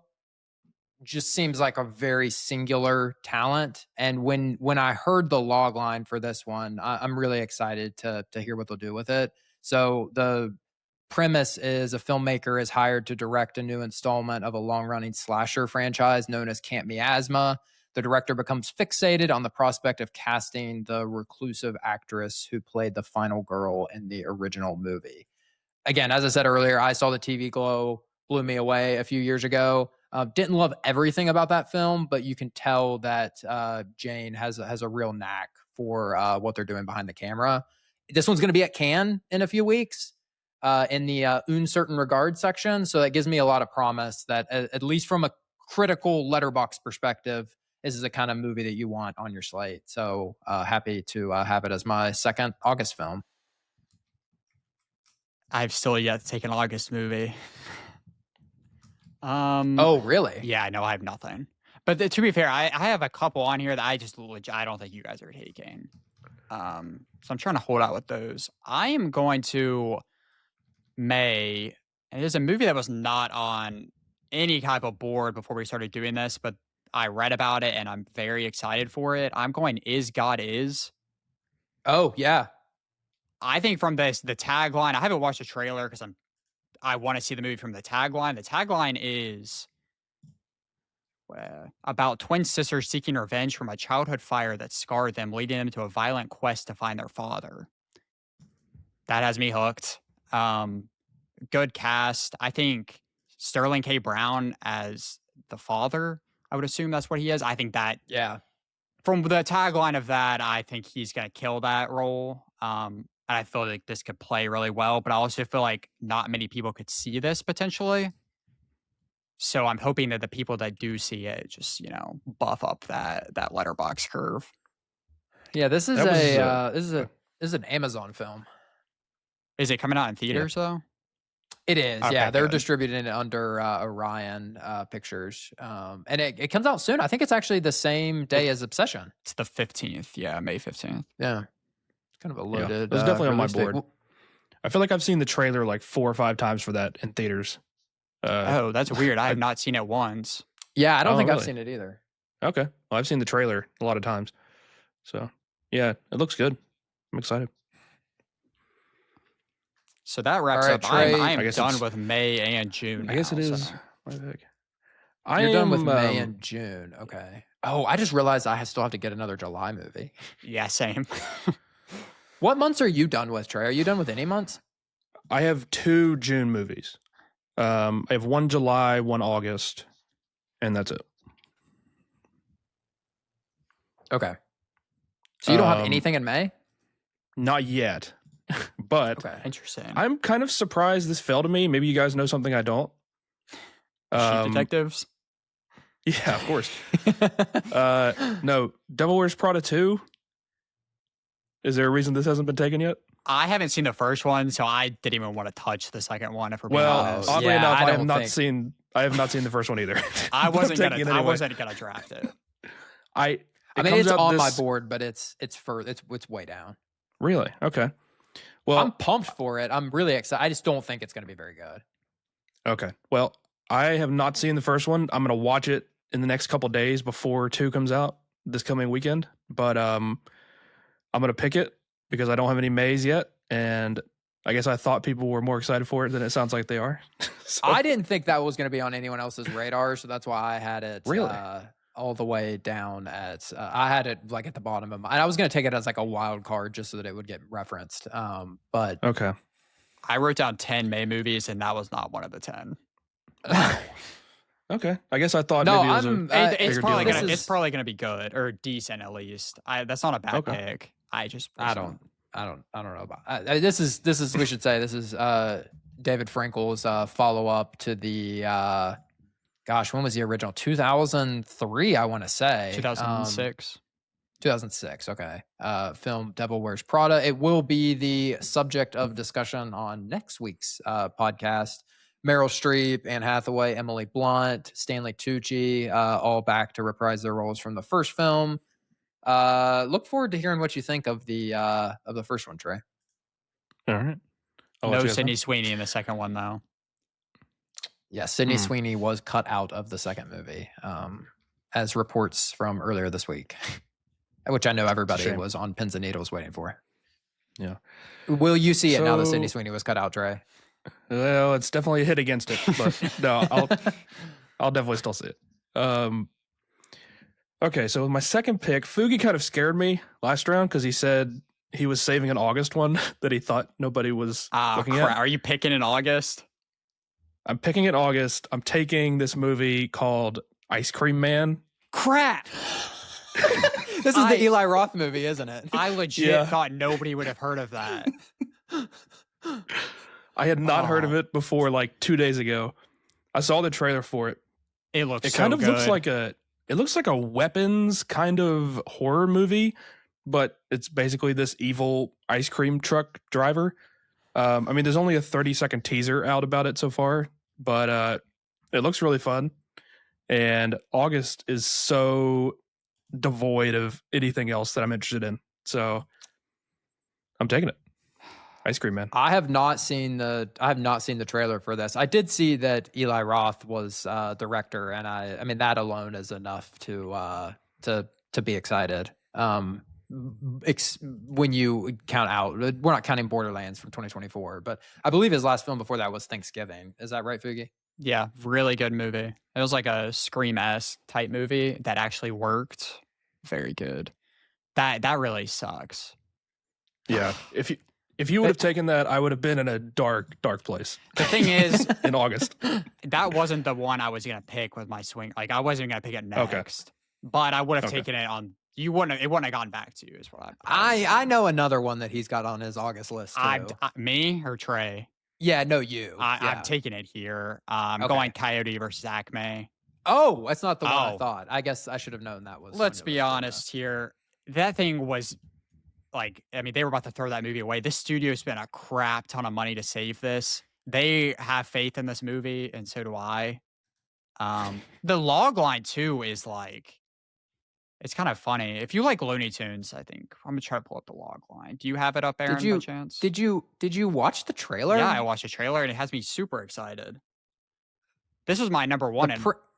The premise is after every product made by the Acme Corporation has backfired on Wile E. Coyote in his pursuit of the Roadrunner, down and out human billboard attorney Kevin Avery represents Coyote in a lawsuit against Acme. I'll give it to you. It's a great premise for a movie. And also, we had Looney Tunes movie come out last year, The Day That Earth Blew Up.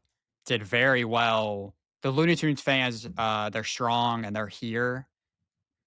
I'm super excited. I think this one is going to shock a lot of people. And I didn't know everyone else was going to be in it.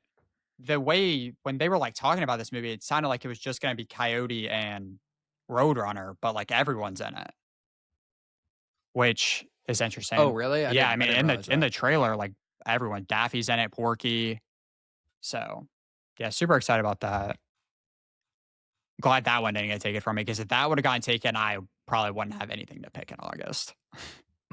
So, being distributed by everyone's favorite distributor, Ketchup Entertainment. I know Trey, you can recite your 15 favorite films from them off the top of your head.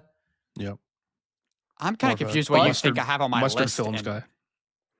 But to your point, Fugi, they did. Did you say you're a mustards film? Yeah. Oh. I mean, there's one that I thought would be on your list, Fugi. But I think I know what you're thinking of. It's definitely, I'm not picking it. Oh, okay. Well, I mean, it's on my long list, but not my. What is it? I think I'm actually to the point where I'm realizing that I'm not going to be able to go home with everything I want to on my team, which is a little bit of a bummer. But we'll do some honorable mentions afterwards for anything that doesn't get picked. Is it my pick now? Yeah. Yes. You have two picks. Remind me where everyone is on months. So I have taken 2 June, 2 August, 1 May, 1 July. Fugi has taken 2 June, 1 May, 1 July, 1 August. I've taken 2 May. Wait. Yeah, what was your second May? I think I missed that. Is God Is. Yes, that's right. And then Aaron, you've taken 1 May, 1 June, 1 July, 2 August.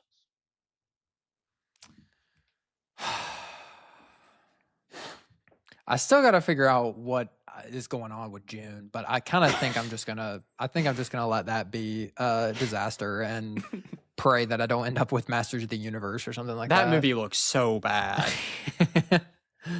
All right. I don't really think that is going to be on. So it sounds like, does Fugi have 2 May movies or not? Yes. Obsession and Okay. Is God Is. Okay. So it sounds like May is not really the best pick, but I have one that I was thinking about picking last time as well. And I don't really think it's going to be on too many people's radars. So I'm going to go ahead and take it here. And that is Tuner. which is probably going to be another one that no one has heard of, as seeing your all's reaction to it. I think you sent us that Wikipedia page to throw us off the trail, because I don't think that was on there. Tuner was on there, yeah. I don't know what that is, to be fair, but Trey also doesn't seem like he knows what it is. So, well, let me educate you all. Tuner, I think it debuted last year at Telluride Film Festival. A lot of people thought it was going to be a festival darling. It actually didn't play too many film festivals. It may have gone to Toronto as well, but this is the new crime thriller from Daniel Rohr, and it stars Leo Woodall, Dustin Hoffman, Havana Rose Leo. The synopsis is: a talented piano tuner's meticulous skills for tuning pianos lead him to discover an unexpected aptitude for cracking safes, turning his life upside down. Reason I'm really excited for it is that Daniel Rohr is one of the, in my opinion, best documentarians of the last 10, 15 years. His 2022 documentary, Navalny, is probably one of, if not the best documentaries I've ever seen in my life. And so this is his first kind of pivot into narrative feature filmmaking. And early buzz from Telluride last year was that it's a banger. And even if you haven't heard of it, I'm excited to have it. Dustin Hoffman, been watching a lot of his older movies recently. I know he's a complicated character, kind of off screen. It sounds like he has a temper and maybe not be the nicest person in the world. Always delightful whenever I see Dustin Hoffman on screen. And I will be seated when May 22nd comes around, whether you all are or not. Yeah, it seems I would have probably picked that, or it would have been on a board if I would have known that was a real movie. So I mean, it's on that Wikipedia thing I sent you. I guess I need to prepare harder. It's all right. Yeah, try harder, Figgy. All right, I still have one more pick, don't I? Yes. Okay. I'm picking a June movie next, Aaron. So if you're scared, that's the movie. I'm not worried that you're gonna go for what I'm going for. And if you do, then honestly, I don't even know that the movie that I have on my list is gonna be good. So I would probably be better off to not pick it. So I'll let you pick what you're gonna pick next. I'm gonna go ahead and we were vamping before we joined, Trey sort of referenced this movie jokingly. I'm actually excited for it.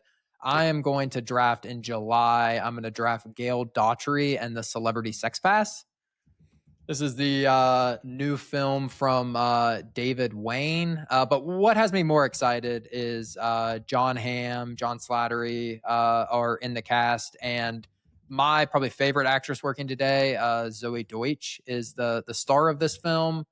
The log line is as follows. I think it's one of those, maybe execution wise, it won't be great, but premise: when a bride to be finds out her fiance has used his celebrity hall pass, she makes an epic journey to Hollywood to even the scales. Early reviews on this is that this movie is not going to be good at all. But for the sole reason that I can't wait for it, and it's my anticipated, I'm happy to have it on the roster, even if its Letterboxd average pulls down the rest. I think it premiered at Sundance earlier this year, and I saw recently that it was going to be also showing at Tribeca in a few weeks, which is kind of a smaller New York film festival in June. Anytime you see a movie pop up at Tribeca, that's a red flag. So I'm excited for it. Happy to have it on the team. I don't have high expectations for it. Thankfully, I have the Odyssey in July as well to pull up the overall average. So that's going to really have to do the heavy lifting for July. So I'm using a wild card here. I don't know. I don't think anyone was going to drive. Wait, you're actually using a wild card? Yeah, I am. What have you not filled out? August and July. Okay. This one is too good to pass up, if we're being honest. This is if we're being honest, this is probably number one on my June most anticipated. It's Leviticus. Oh, okay. I didn't know if this one was going to get picked. I mean, the early reviews are insane for this. Also, this is like bias, I guess. Australian horror filmmakers are like unmatched right now. You got the people that did Talk to Me, and this Yeah. guy is also Australian, and it seems really cool. The premise is two teenage boys must escape a violent entity that takes form of the person they desire most, each other. I'm hooked. I'm excited. This is the film of the two boys at a conversion therapy camp, Yes. right? Yeah, Is yeah, that right? yeah. Okay. And this one premiered at Sundance earlier this year too, right? Yeah, and it got really good reviews out of Sundance. I think the best reviews of any horror film that played at Sundance. Yeah. So I'm super excited about this. It comes out June 19th. So June is going to be a month, and I'm excited. Yeah, that was probably going to be one of my wild cards if you hadn't picked it. So I figured you would have been the Is- one that could have taken it because I don't think Aaron was going to touch that. I mean, it was on my long list. I think this one will be. This is a directorial debut, right? It is, yeah.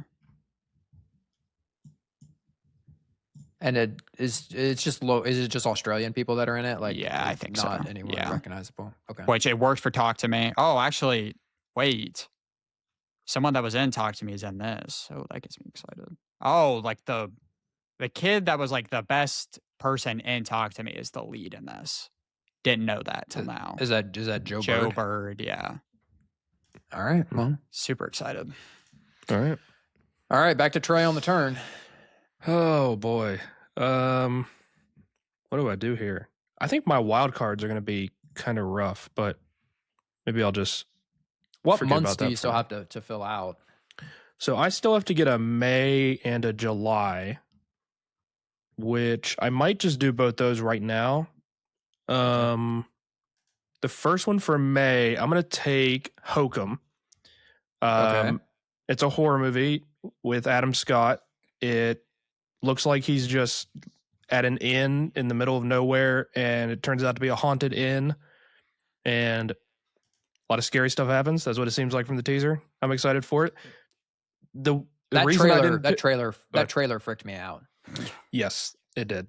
Me I also. will not be seeing. You all will have to be the correspondents for that on this podcast. I will not be seeing that. The reason I didn't pick it earlier, and it's below some of these other horror movies, I don't know how good of a horror actor Adam Scott is going to be. In the trailer, he seemed like he had a little bit of, Severance Adam Scott to him in the parts where he should have been more scared.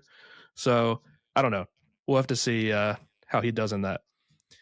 But I just I'm saw going with Hokum. Good. I saw the mask that whatever the villain of that, the entity, and that thing freaked me out. So I haven't even watched the trailer. I kind of want to go super blind into that, but Aaron, you're gonna see that one. I think it comes out next weekend, doesn't it? It does, yeah. As I'm seeing that before I see Devil Wears Prada. I'll Little double feature. I'll see Devil Wears Prada a second time. Maybe I'll a be double our, feature, correspondent for that. Yeah.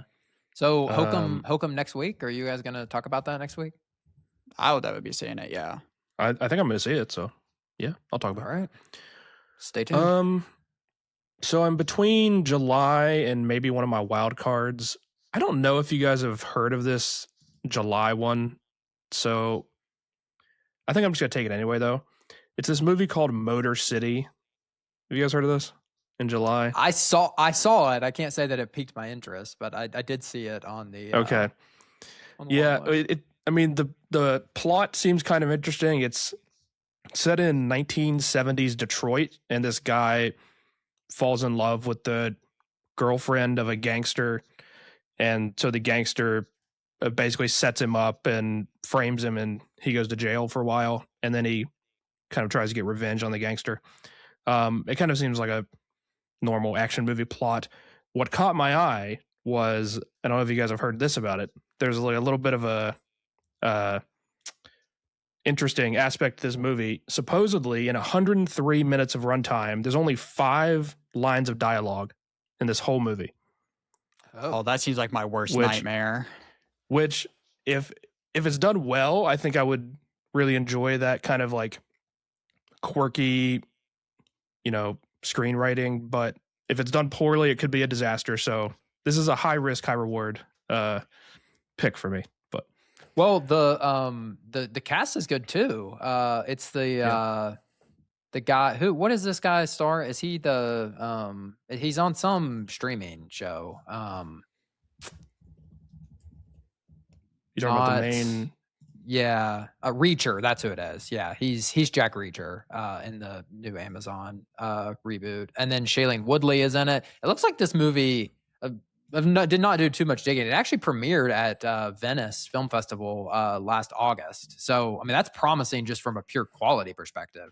When you were first explaining the plot, it sounded like some like schlocky straight to Netflix kind of movie. But given the cast and given that it premiered at Venice, it sounds promising. Yeah, the plot itself doesn't blow me away, but yeah, the quirkiness of it and yeah, the cast was pretty all right. So I think it's a good pick for me for July. So that was your second, right? Yeah, I have 2 of every month now, so I just have 2 wild cards left.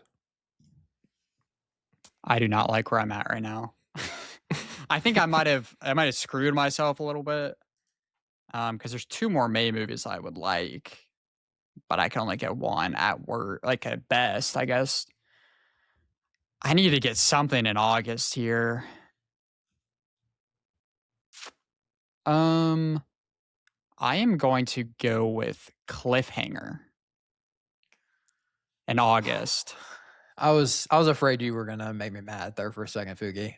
I don't know why the dramatic pause. I'm gonna be completely honest. I have no idea what Cliffhanger is. Enlighten me. So Cliffhanger, I mean, I think it's pretty self-explanatory for is what this like it's someone hanging off a cliff. Like, yeah, it's a reimagines the story of a modern survivor thriller. Just 2 people go up there and I don't even know what this is about. It's Lily James and Pierce Brosnan, which that's what got me excited about it. So it's a remake from. Yes. Is it a remake of the 1993 movie? Yes. Do you have it pulled up? Because I have the 1993. No, okay. So the director, it's the same director that did Carry On from 2024. Oh, that's promising. Which again, yeah, that's where I think if you were to look at this movie and just see it, it sounds like it's going to be people get stuck on a mountain during a weekend trip with a billionaire son, seasoned mountaineer and his daughter targeted by a gang of kidnappers. Ray's other daughter, Naomi, is still haunted by the past climbing accident, witnessed the attack and escaped. So maybe this isn't what I thought it was going to be. I don't think that I don't know that this movie's coming out in the U.S. this summer. So do I need to repick? Well, let me do some dig. It says France on the thing. It wasn't on. That's exactly what Fjord said. It wasn't on the Wikipedia thing that I. Well, no, it does say on IMDb. It says release date August 28th, 2026 in the U.S. It says August 28th on Wikipedia. Oh, it is on the Wikipedia? Yeah, it says August 28th for US theatrical release. Okay. So it'll be fine. Okay. All right. Oh, wait. I mean, I could repick though if it's sketch, because I don't want to get screwed by it not coming out and then me being like, because I have a backup. I can't tell if it is coming out. Do you see this where it says here, Aaron? On Wikipedia? I don't see it on the Wikipedia that we have been looking at, but it may say it on the Wikipedia for that film. Oh, I'm looking at the Wikipedia for the film. It says that Roque Entertainment reportedly bought the American distribution rights for an August 28th, 2026 theatrical release. But then it says, despite this, the distribution deal was never finalized. This is Roque. Yeah, this movie isn't coming out. Okay. Roque is it's the new kind of indie distributor that is probably going to go under. They got, what's that movie called? Maude Apatow's directorial debut, the one with Andrew Barth Feldman out of TIFF last year. Poetic License, that's what it's called. They bought it out of TIFF and we're supposed to release it in May. Then they said they were going to release it in August. And now it sounds like the company is going to completely go under. I would guess that does not come out this summer. Okay, that's fine. That makes sense. That might suck for you because I might be taking that movie you were scared about. I'm still picking in August, but I'm going The Wrong Girls. Oh no, I Okay. was not. Um, I don't even know that I've ever heard of this. What is this? yeah. This is the Neon movie. The cast is really sad. Kristen Stewart, Lakeith Stanfield, Seth Rogen, Kate McKinnon. It's kind of goes on and on. Kumail, yeah, he's in it too. Kristen Stewart actually wrote the screenplay for this. Oh, that's interesting. But she's not directing it? No. She directed the... Wait, no. Did she? She directed something recently, right? Yeah, she directed The Chronology of Water that premiered at Cannes last year. That's what it was. That's what it was. Yeah, but I think this is a directorial debut, though. Yeah, I definitely didn't. That kind of sucks. I didn't really want this, but when in doubt, it was on my long list. When in doubt, go with a cast that looks promising, I guess. Trey really messed me up with the ice cream. I'm surprised that I feel like there's a movie that you, and I would say it because I'm not going to get it, but I feel like Trey may have it on his list. I'm not taking anything else in August. Yeah, that's why I'm shocked, because I think there's one that you would have taken over that. But we can save it for the end. Yeah. Okay. It's kind of crazy because I have like 4 more August movies that I want to take. I couldn't find anything in August. What was that one called, Fugi? The Wrong Girls. The Wrong Girls. Okay. So Wrong Girls off the board. And now it's back to me, isn't it? So I'm on the turn. And I think I'm probably just going to go ahead and do both my wild cards here and just save June for the hellscape that it's turning into. The only question is, what am I picking here?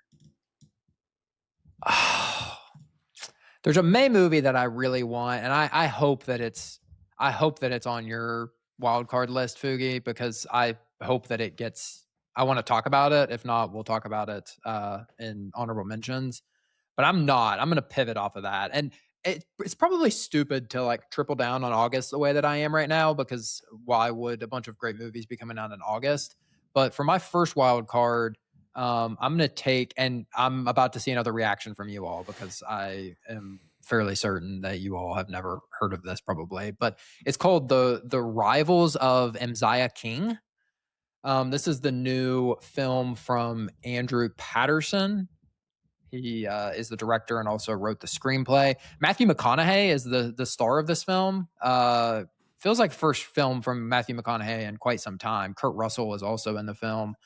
This movie is being distributed by Black Bear, but it premiered at South by Southwest 2025. So not this year, South by Southwest last year. And I know people that saw this movie that absolutely raved about it. Like, it was one of their like favorite movies of 2025. It's about a kind of a daughter who loses her mother and then is in foster care and then is not, and is kind of reunited with her former foster parent, who is Matthew McConaughey, and he kind of becomes her mentor. Movie could be really bad, but I think what gives me promise is that Andrew Patterson's first movie was called The Vast of Night, which was Amazon Prime original movie that came out right during the thick of the pandemic. I have not seen that movie yet, but I know a lot of people really like. It's sort of a UFO movie. Kind of said that he has a lot of promise. So I'm going to take stock in him hopefully being an up-and-coming director in Hollywood and take that one off the board. For my second wild card, I feel like something about to get taken here that I wanted.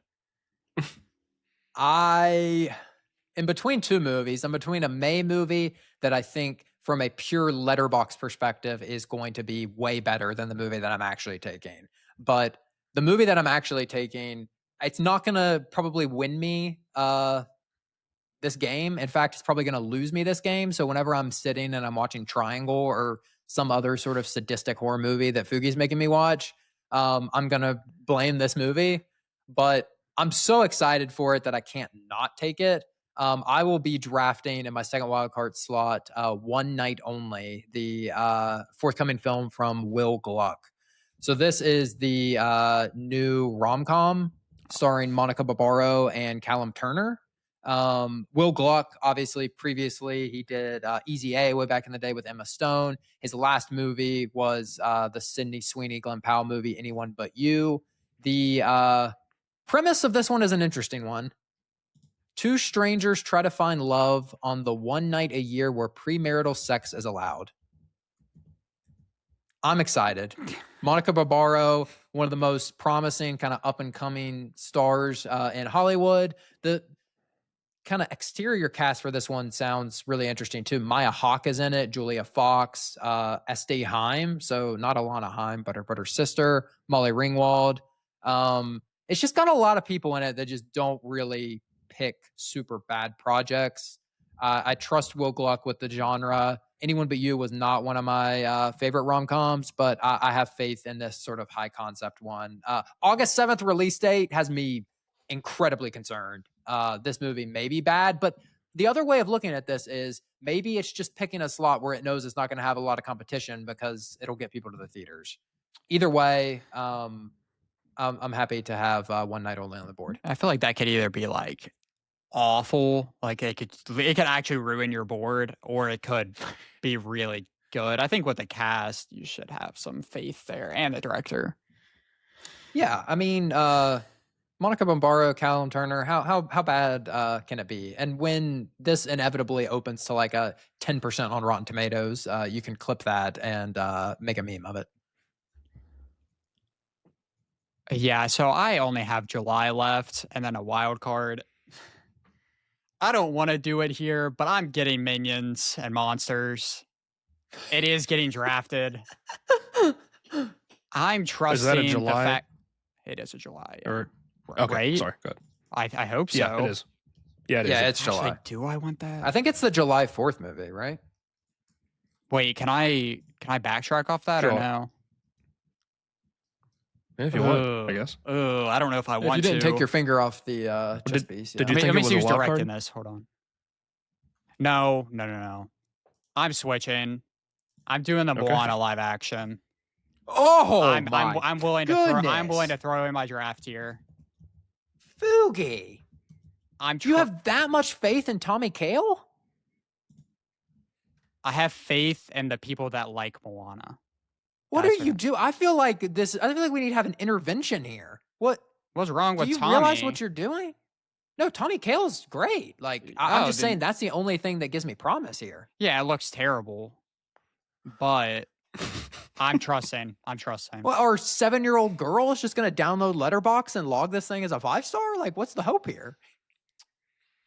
I mean, the Lilo and Stitch movie did not do bad on Letterboxd. And I think we can make a debate that this has just as much of a cult following as Lilo and Stitch does. Yeah, I mean, I just hope no one gets canceled before this, and I think we'll be okay. I'm shooting for like a 3 right now. That's all I'm asking for. Minions is the same. They're gonna get the same average, for being honest. Minions is gonna be really bad too. I had nothing in July, so at this point, what is it? More, I feel like Moana live action may be like a real time meltdown of me on this podcast. Whenever if we get lucky enough to make it to that point, I will say Tommy Kail, who's the director. I don't know if that name means anything to you, Fugi, but he is a renowned theater director. He actually is the one that directed the Hamilton stage musical, like for Lynn, like the original. He also directed the actual live capture film, but he directed the original musical. Yeah. Also, he directed a show from a few years ago. I don't watch much TV, but probably one of my favorite shows I've ever watched. It's called Fosse Verdon. And it's about Bob Fosse and his sort of kind of love affair with Gwen Verdon.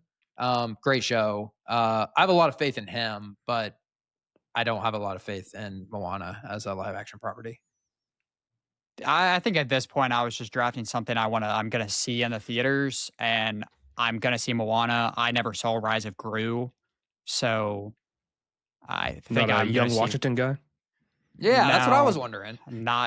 wasn't thinking about that one. I was okay. If we're being honest, I was between Moana live action, a Netflix comedy, or Minions and Monsters. So See, I'm surprised you didn't pick. I'm surprised you didn't go with Cutoff there, because and just really double down on Jonah Hill. I saw that one, and after what you were saying about the last movie, I veered away from that one. I also don't love the cast of that movie. So, What, you don't like Kristen Wiig? Who else is in it? But also, I don't know if I've seen Jonah anything. Hill, Kristen Wiig, Camilla Cabello. Yeah, that Chelsea right there Peretti, was the Bette Midler, Nathan Lane. Come on. But yeah, don't like that pick, but here we are. All right, well, Trey, are these your last two picks, Trey? These are my last two picks. They're both wild cards, so I could go anywhere, I guess, or any time. I guess it doesn't matter what order I go in. So the first one I'm going to pick is Passenger. Crap. It's a horror movie. It's kind of a theme with my movies, but I'm just going to read the premise here. A few weeks into their van life adventure, a young couple witness a horrific accident that leaves the driver dead. Soon they're being pursued by a demonic stalker who's impossible to outrun and follows them wherever they go.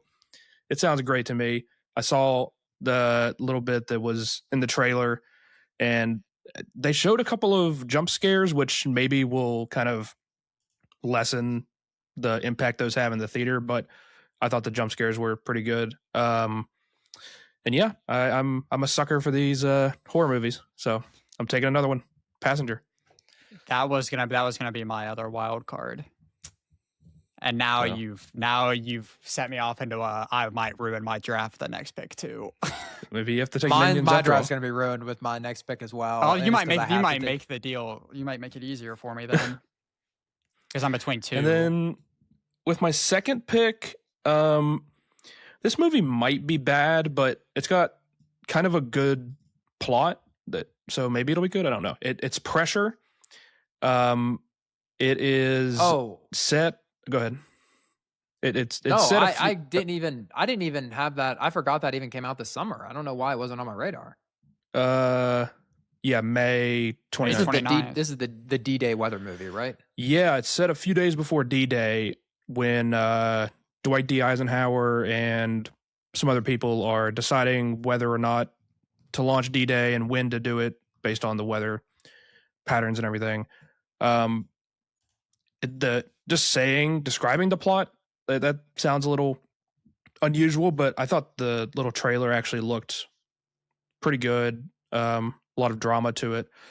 I don't know how much they're actually going to depict D-Day, but if they do that well, I think that could be good. So, cast is really good for this one too. I think Andrew Scott's the lead, right? Yes, Brendan Fraser is Dwight D. Eisenhower. Carrie Condon, yeah. So yeah. I'd even heard of that.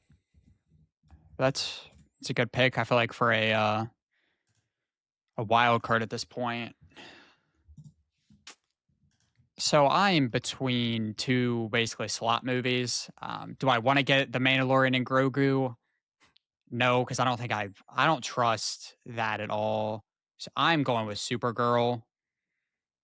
I think I'm just gonna hope that the train can continue from Superman. Maybe Superman will be in it enough to where people are gonna rate it highly. I do really like Craig Gillespie. He hasn't failed. So I'm trusting the director here. I don't think the trailer looks good at all. What did you say? I said, well, I mean, he did direct Dumb Money a few years ago. I like Dumb Money. What about The Finest Hours from I did not see that one, but I liked Lars and the Real Girl. It's a good movie. Yeah.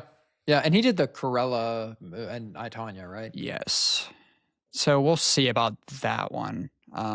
Again, I don't think there's no way that one's not going to ruin my draft. The Mandalorian and Grogu could have done some damage, I think, but we'll be okay. But yeah, that's my last Wait, so pick. that has not been picked yet, correct? No, you can pick it if you want it.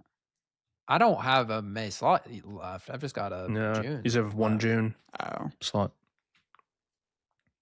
I'm so like I'm like looking to find something that because I don't want to pick what it's up to me, right? Yeah. Okay, so this is the last pick in the draft. So I'll just state for the record that the movie that I have written down here is Office Romance, which is the new Netflix rom-com with Brett Goldstein and Jennifer Lopez. It's directed by Ol Parker, who was the director of Mamma Mia, Here We Go Again. But I feel like his last movie was not great. Oh, yeah, he did the Ticket to Paradise movie with George Clooney and Julia Roberts a few years ago. But that's what is on my list, but I'm trying to find a way out of that. I need a ruling from the jury here. So there's a film that does not go wide until June 5th, but it goes limited on May 29th. What month does that classify as? What's the name of it? What are you looking at? Yeah, let's look at what it looks like first. It's called Power Ballad. Oh. It says May 29th on the Wikipedia list. But when I look it up online, it says June 5th. Yeah, because it's New York, LA, May 29th. Wait, so which one do you need? Do you need a June? I think that's fine to take it in June. Yeah, it's fine. I had it if on it's my list. Yeah, I'm kind of glad it's getting shouted out.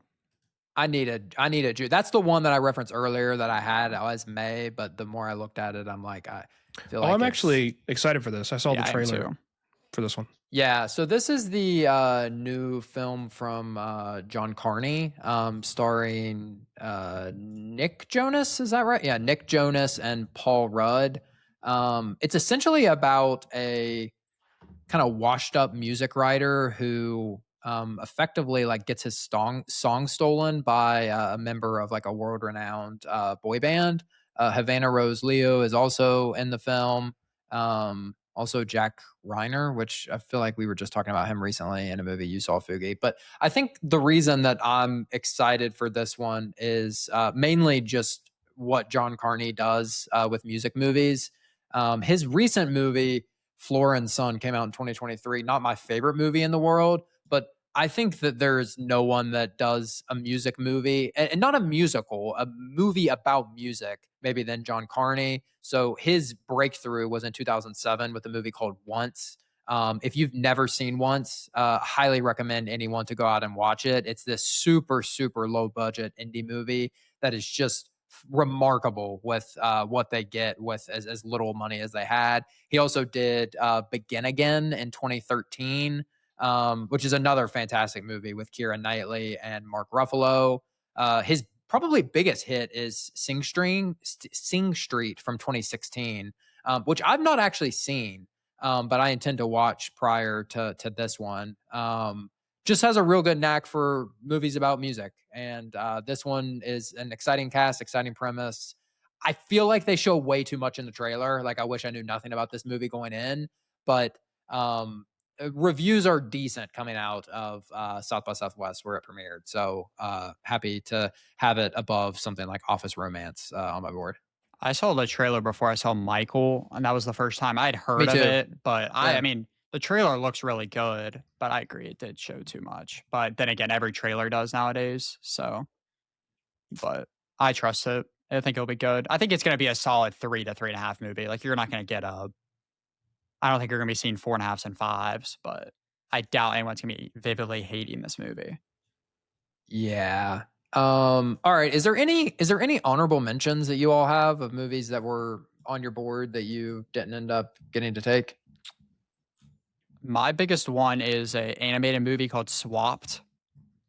I don't know if either of you have heard of it. That's the one with Michael B. Jordan that comes out next week. Yeah. I kind of hate that I didn't get it, but I got my May movies were good. But yeah, the director is one of the directors that directed Tangled. I think it's the worst one, if we're being honest, because there was 2 directors on Tangled and 1 left to go do Zootopia and Zootopia 2, and the other Oh, half hasn't done really anything. So I guess we'll see. But I feel like getting Michael B. Jordan to do an animated movie is a task, and it'll be interesting to see.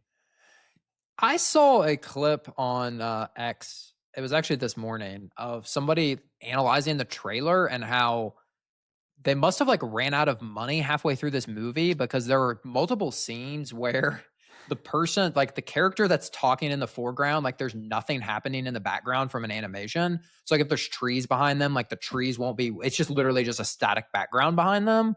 Um, which when I saw that, I mean, you don't have it on your board, so it won't hurt you, but I'm a little concerned Yeah, I did from not that know perspective. that, so I guess I'm glad I didn't take it. But So that'll be interesting. yeah, But that's a Netflix movie, right? yes, yeah. Yeah, so that will be on Netflix next week. I did want to shout out, and if I had another July pick, this is what I would have taken. But the it comes out at the end of July. The new Greg Araki film, "I Want Your Sex." This one premiered at the Sundance Film Festival earlier this year. Stars Olivia Wilde, Cooper Hoffman, Mason Gooding, Chase Sui Wonders, Daveed Diggs, and Charlie XCX. Got really, really, really mixed reception coming out of Sundance. But from what I've heard about it, I think I'm gonna like it. But I wasn't promising enough from a letterbox average perspective for me to draft it. But that one's coming out July 31st. So maybe double feature of that and Spider-Man Brand New Day for anyone that's interested. Um, I also wanted to shout out. I don't know if any of you were looking at this, but there's an Apple TV original film called The Dink that's coming out on July 24th. This is the new Josh Greenbaum film. It's starring Jake Johnson, Ben Stiller, Chloe Fineman, Ed Harris, Mary Steenburgen. I believe this one follows, yeah, an aging tennis pro must go against his instincts and play pickleball to save a local club. That one could be absolutely disastrous, but with Jake Johnson and Ben Stiller as the leads, it sounds promising. So I wanted to shout that one out. This literally looks like dodgeball, except Yeah, that's kind of what it sounds like. It's being kind of marketed as a sports comedy. I really, yeah, even like the way Ben Stiller looks in this, he looks exactly like. Interesting. I did see Yeah, something about that. I didn't know what it was about though. the reason I didn't pick it is because this guy's last film was the 2023 Netflix film called Strays, which I unfortunately watched and was one of the worst movies I've ever seen in my entire life. This is the talking dog movie with Will Ferrell and Jamie Foxx. But I think the reason I have promise for this one is that this guy is the same guy that has been tapped to direct the new Spaceballs movie, the sequel.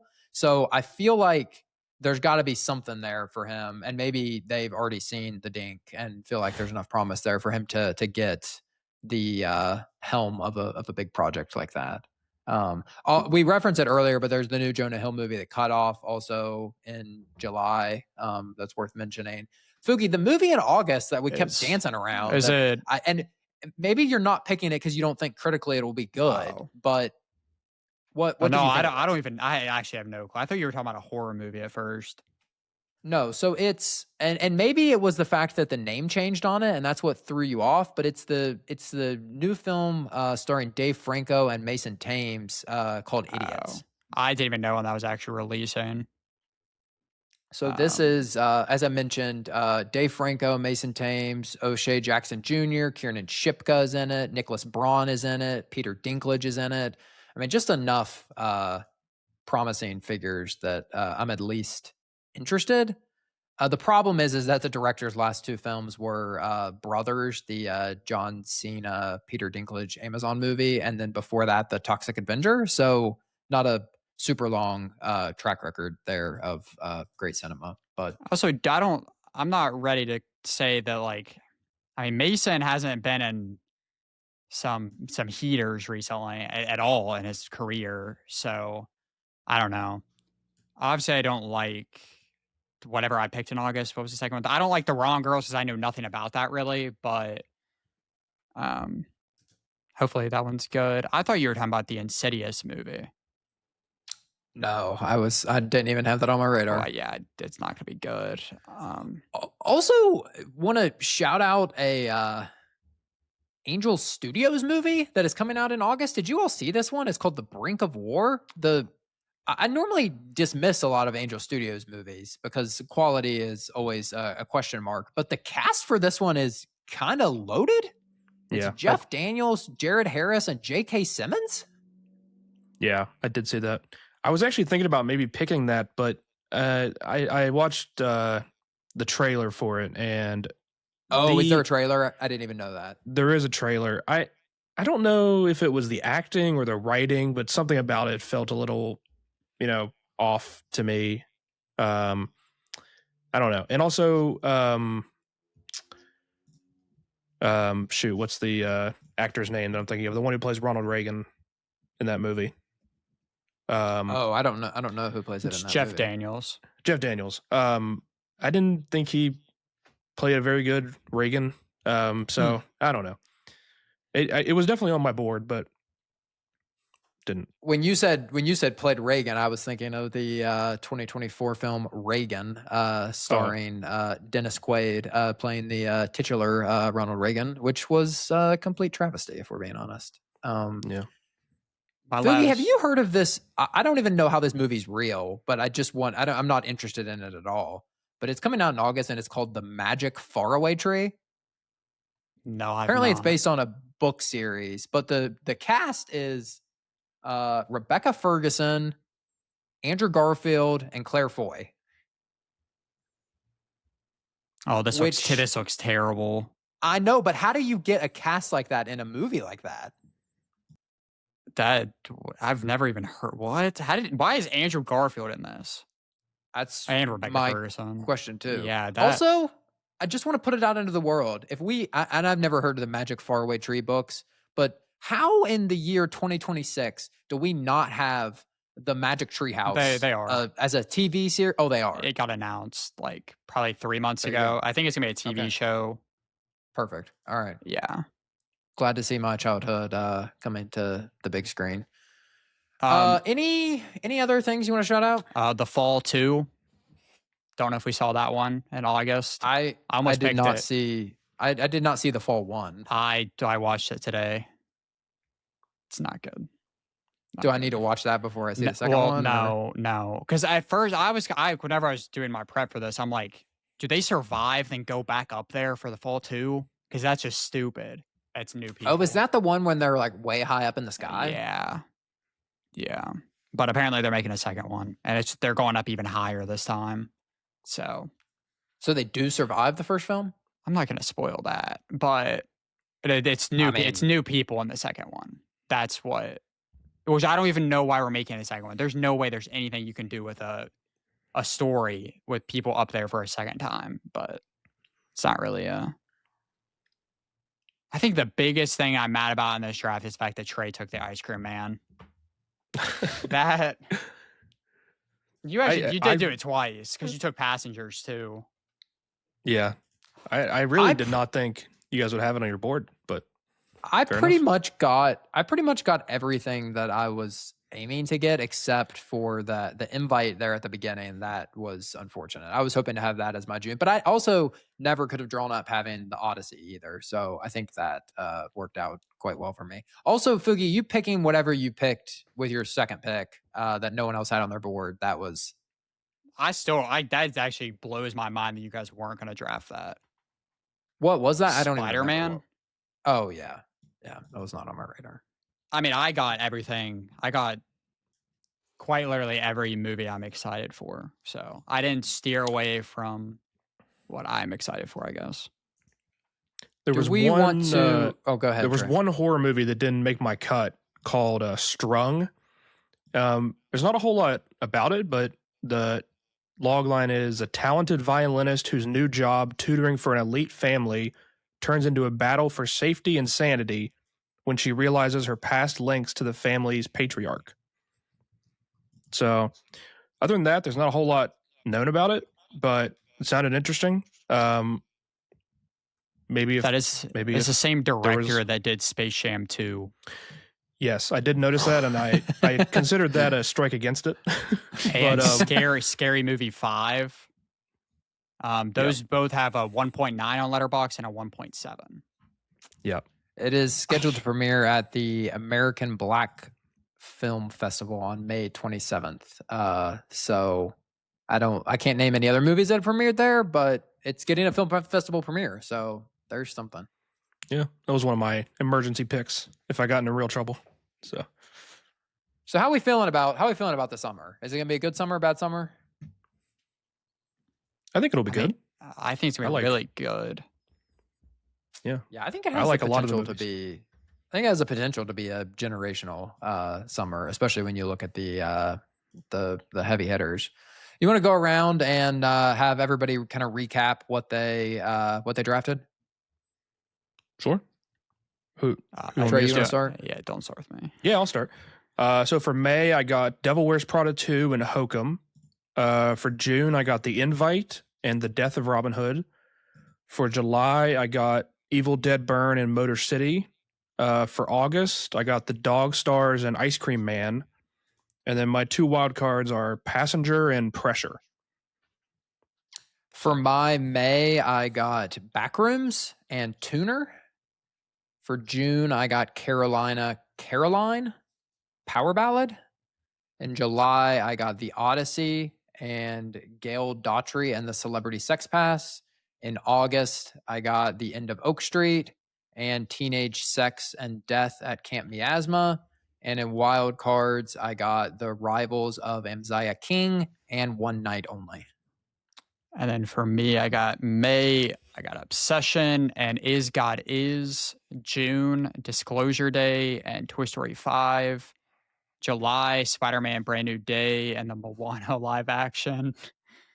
August, Coyote vs. Acme and The Wrong Girls. And then my wild cards, Leviticus and Supergirl. I got a lot of slop. Yeah, your slate is interesting. But it could work in my favor, if we're being honest. I'm either getting last or I have potential of winning. I'm not getting who do we think has the best team here? I really have no feel for who's going to do the best. I would like to say Aaron, just because I was gonna say I don't want to boost up my own slate, but I feel like between the Odyssey and the End of Oak Street, there's at least a floor there that is and Backrooms. I guess Backrooms could be a disaster, but I feel like there's a lot of promising stuff from a Letterboxd score perspective. The one thing that scares me, I really want it on my team. The Evil Dead Burn, I don't know how it's going to do with Letterboxd. I think I'm going to love it. I think you'll probably really like it too. But the Evil Dead Rise got a 3.1 on Letterboxd. Which go ahead. I have mutuals that have it at a 5-star. It has a cult following. I just don't know how it's going to play. I hope it's really good. But we'll see about that. Who got... I wasn't really listening. Who got Backrooms? Is that Aaron? Yeah. Yeah, that's what I'm saying. It's like the Odyssey. I don't think the Oak Street is going to be as good as what you're thinking it's going to be. I think it's going to be it's going to be... But I don't think it's going to be it's not going to be the second best movie of the summer, in my opinion. No. I'm just saying that I think it'll be I think it'll be Weapons-esque as far as it'll get a lot of buzz. And it's in that exact same release slot. Spider-Man. But it's not maybe we'll see.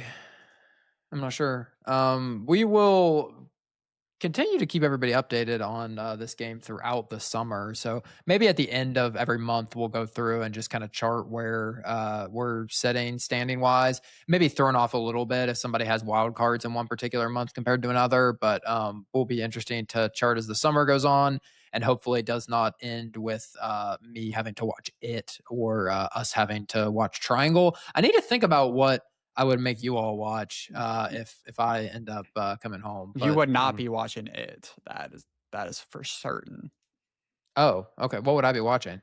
Winnie the Pooh, Blood and Honey.